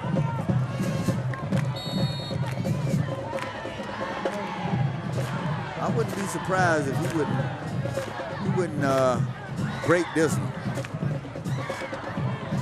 Just one more for good measure. One more for good measure. Let's make it 5-4. Oh, jumped. Oh man, that's it. As if they were any doubt. Yeah, it's done. Well, no, it doesn't give them a first down, but it gives them a chance at a first down. Repeat third down. It gives them 3rd and like 5 or 3rd and 4. 3rd and 5. Manageable. All right, Calvin, what are you excited to see tonight on the Friday Night Blitz on WSAV, man? We got a couple really good highlight games. Just don't give away any scores, but what games ended up being good? This one. Yeah, and I'm wondering about the Effingham game, because they were up on Burke County. They were. They're gonna keep feeding Johnson. Spins oh him my down. goodness! Pack of hyenas. Yeah.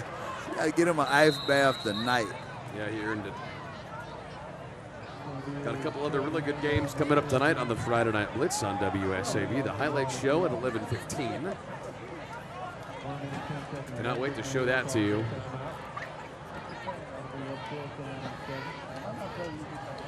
And it looks like they're going to punt, so there is a chance for Richmond Hill here.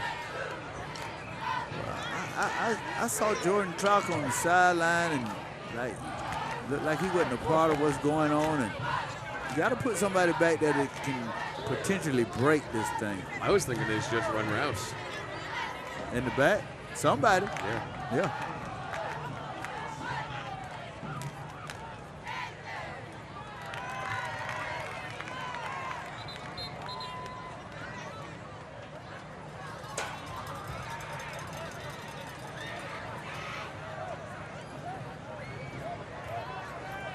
So this thing is not over yet. 8 points.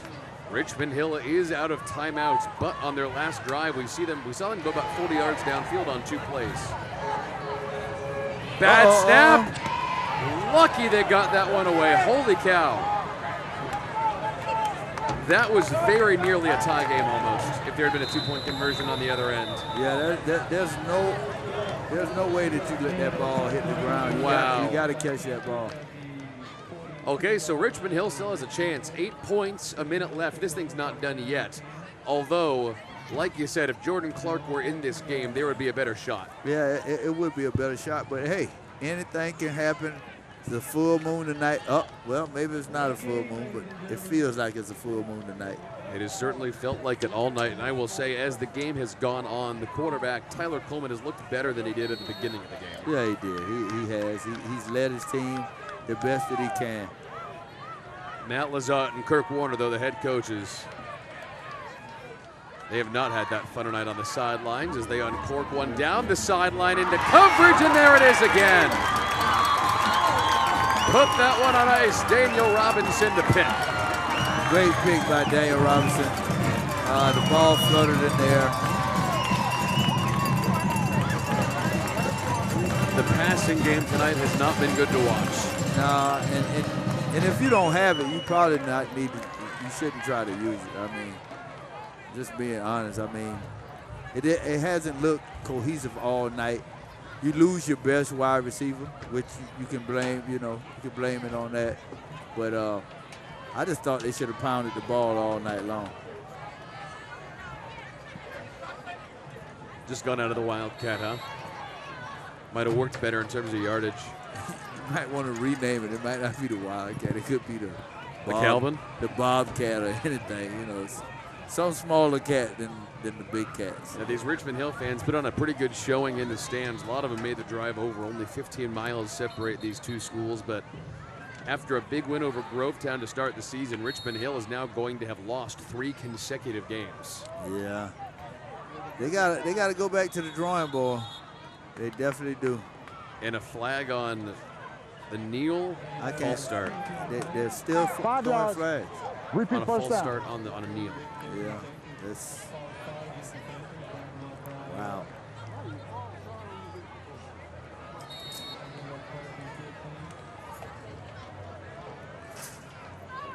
All right, folks, want to remind you to stay tuned after the final whistle for the post-game show here on the Friday Night Blitz. We're going to reveal our play of the game. We've already told you it's going to be Markel Johnson, our player of the game, brought to you by Farah and Farah. We're also going to tell you where we're going next week on the Blitz because we have a really interesting game lined up. We're going to the Low Country, that's all I'm going to say.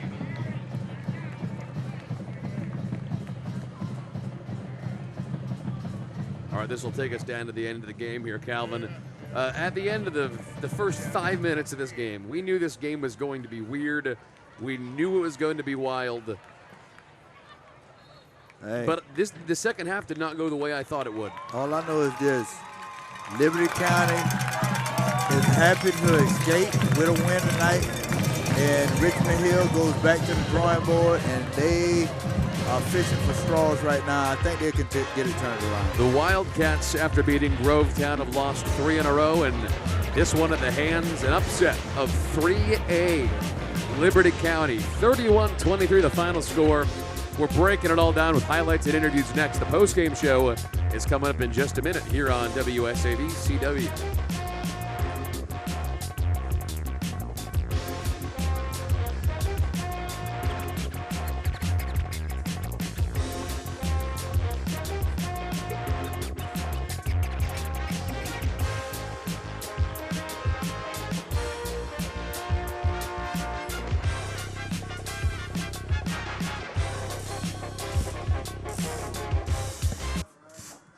About the homeless, what usually comes to mind are men in food lines or on park benches. But here in our backyard, some are single males, but more are families with children.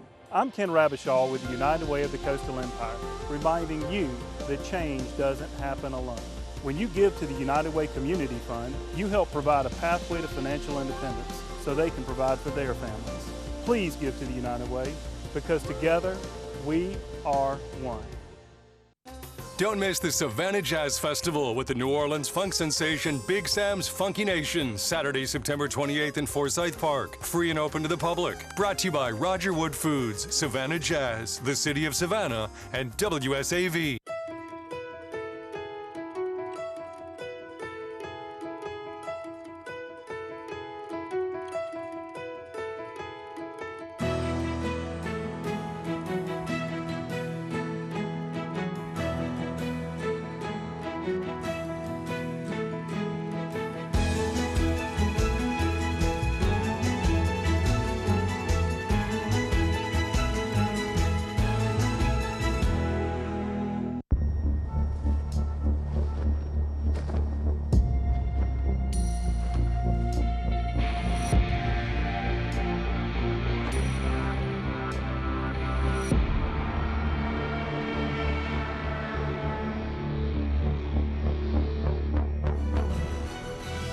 Watch Batwoman, Sundays this fall on WSAV CW. Find the channel location in your area by visiting WSAVCW.com.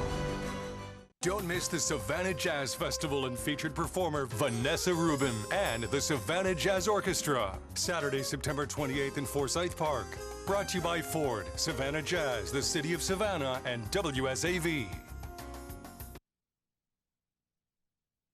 No matter Welcome back to the WSAV CW Friday Night Blitz Game of the Week. Now, the Farrah and Farrah postgame show. I'll tell you, I don't even know what I'm going to say when I go live on WSAV at 11:15 for the highlight show about what this game was. Final score 31-23. Liberty County tops 6A Richmond Hill and hands the Wildcats their third consecutive loss. Greg Talbot and Calvin Wilson up here in the press box after this game, and we had about, 9 plays that could have been our Farrah and Farrah play of the game. We had an intense debate, not really, about it in the final commercial break. But we're going to go with the one that put it on ice, and it was one heck of a run by Markel Johnson. Markel Johnson has done it. He did it all tonight. And this run here closes the door. Look, he takes off, touchdown. Maybe it's fourth touchdown, third or fourth touchdown, third of the game. Plus he plays inside linebacker, has all the tackles tonight. The kid has been very tough. This kid is running this football. He hit the B button in Madden. Wow.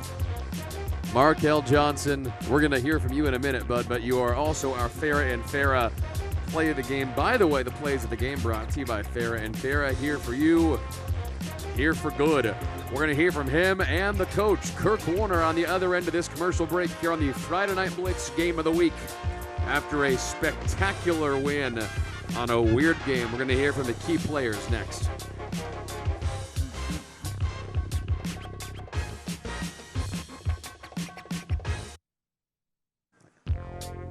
Welcome back. Now, more of the WSAV CW Friday Night Blitz Game of the Week, Farrah and Farrah postgame show. Well, there really weren't that many options for our Farrah and Farrah top performer of the week, Calvin Wilson. You took a look at the stat line. You watched this game for more than 5 minutes. Markel Johnson was an absolute monster for Liberty County. Kid was the leading rusher, probably the leading tackler. He never came off the field, maybe twice. Cramped up. The other team called a timeout. They worked on him, kept him in the game. because he's the safest hands that they have. He's the most reliable player that Coach Kurt Warner has, and he said it before the game. This kid is a monster. So Markel's going to join us in just a second, but first let's go ahead and take a look at some of his highlights, and God knows there were plenty of them tonight. We saw him warming up, just looking like an absolute monster on the field. Coach told us that he was the one entering the season to carry the mantle of Chris Coleman, who had been their star running back the last couple of years. He certainly put on a show tonight. 18 rushes on the ground, 120 yards on the ground, 90 receiving yards, 3 touchdowns, and the game-sealing interception to go along with it. Let's bring him on. Here's Markel Johnson, the senior running back and DB for Liberty County. Markel, man, we knew this was going to be an absolute dogfight. How weird does this game feel when you were playing it? It was really weird. I just told my team that if we keep going and we keep competing, then we're going to come out with the win. We're taking a look at some of your highlights here. That was the game-sealing touchdown. When you spun off that guy, did you feel like I'm about to go win this game?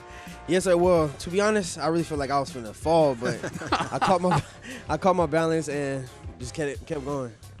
Really terrific, man. And a couple of touchdowns. Take us through, well, Calvin and I were broadcasting this game, and 5 minutes in, it was already like 13-7. We'd seen 3 called back touchdowns and a field goal. We were looking around at each other like, what is going on? Without cursing, what did coaches say to you guys at halftime to turn this game around? Man, they was just like, we need to come out and compete because, like, we kept making mistakes, and we kept hurting ourselves. So they was just like, come out there, play ball, get lined up, and we can win this game. You guys know that Richmond Hill is an awful good team. Although they started off 1-2, Matt Lizotte always has good players, and they're a good program. As a 3A team who probably was thought not to be the favorite in this game, coming in getting a big win against a rival like that, how's that feel? It feels great. Like, it feels great to win this game. It does. Off to a 3-0 start, by the way. How's that feel? Amazing. It was already because it was kind of hard because we missed Evans and Statesboro, so it kind of hurt me because I wanted to play those games. But coming out and finishing this game like this, it helped me a lot. Markel Johnson, our Farrah and Farrah top performer. Well done, buddy. Thank you. Well done. And looks like we have Coach here. We'll make live magic on TV. Let's get head coach of the Panthers, Kirk Warner, in here. All right, Coach, I got to ask you, man, first of all, did you have an aneurysm? Are you okay? Yeah, I'm fine, man. I'm fine. I try to stay in shape so I can make it on Friday nights, but, you know, I got to look out for my team. I got to take up for my boys, so. No, you certainly do. Let's put the microphone a little so people can hear you here. We'll take a look at a couple other highlights here, but to get a win and start 3-0, especially after you guys had to miss a couple of games, good to know that you guys could bounce back and pick that up after where they left off. Absolutely, absolutely. You know, missing the 2 games really hurt us because usually you're not cramping up this time of year. Right. Not having those 2 games kind of put us behind the 8 ball. And I was kind of afraid of that going to outstanding Richmond Hill team. I didn't know how, you know, if we could last with them a full 4 quarters. So, but my guys showed up and showed out, man. We're taking a look at some of the highlights here, going all the way back to the first quarter. I'm going to find a polite way to ask you this. Were the referees a little much tonight? I don't want to get you fined. Was it a little much? I thought they were a little bit active tonight. I answered it for him. Yes. Yeah, no kidding. I thought they were a little bit active tonight. Yeah, a little handsy with the flags. Yeah. Is what we can say. Well, so I'll ask you. Halftime, we saw you almost have an aneurysm going into halftime. Right. Obviously, the message was tighten up. What was it that you guys actually did tighten up in the second half? You know, our defense was getting gassed the first half. You know, we were misaligned. We weren't shooting the right gaps. We came out and made that adjustment. Came out and got a couple of run stops for losses. Get them behind the chains a little bit. Turn it over to our offense. You know, the first half our offense ran 12 plays, and our defense was on the field. They were gassed. So we said you got to help yourself. You got to get you got to get some 3 and outs to give yourself some rest. So we got a couple of 3 and outs the second half. Markel Johnson, our Farrah and Farrah top player, absolutely balled out tonight. And he's a guy who made some kind of impact last year, but he wasn't exactly the marquee guy last year. How proud are you of his breakout performance to start the year? Hey, I've always been proud of Markel. I knew what kind of player he is. You know, if he was, I've always told him if he was 2 or 3 inches taller, man, he could choose his college. But you know, the Lord's gonna bless him with an opportunity to play football again at the next level. And I have no doubt about that. And you know, he's a player. You know, Markel, DMS, and we'll send you highlights from tonight's game. Okay, we got you. You're gonna want this for your highlight reel, I think, right? Yeah. Yeah. All right, Coach, you guys are off to, by the way, look at that play from Clark. I know it. You guys are off to a 3-0 start. How are you feeling headed into region play in a couple weeks here? Yeah, we're feeling we definitely need the off week next week to kind of heal up a little bit and getting ready for Tappan County in 2 weeks. All right, that's Kirk Warner, head coach of the Liberty County Panthers. After a big win over Liberty County, Coach, well done. Take a break, have a beer after the game. You might need it. We're making live TV. It's all right. So that is Kirk Warner, Markel Johnson, our Farrah and Farrah top performer of the week. And folks, once again, post-game show and the play of the week and the performance of the week brought to you by the law firm of Farrah and Farrah. Here for you, here for good. So tonight was good. Last night was really good. And next weekend, it's going to be interesting. New Hampstead at Hilton Head. We got college players on both of these teams. We are going to the Seahawks. We're going to the Nest. Hilton Head won big tonight by 41 points up in Charleston. But New Hampstead has talent. I would say the Phoenix are favored entering this game, but I think we have another interesting one on our hands, especially playing that game up in the Nest at Hilton Head High School. But back here tonight, a fascinating game. We're going to talk about it and more on the Friday Night Blitz highlight show coming up tonight at 11:15 over on Big WSAV. Just flip it over right now. Watch the news. We'll see you in about a half hour. But for our whole broadcast crew tonight, including my partner, Calvin Wilson, I'm WSAV Sports Director Greg Talbot. We'll see you in about 45 minutes over on WSAV for the highlight show. Flip on over. We'll see you then.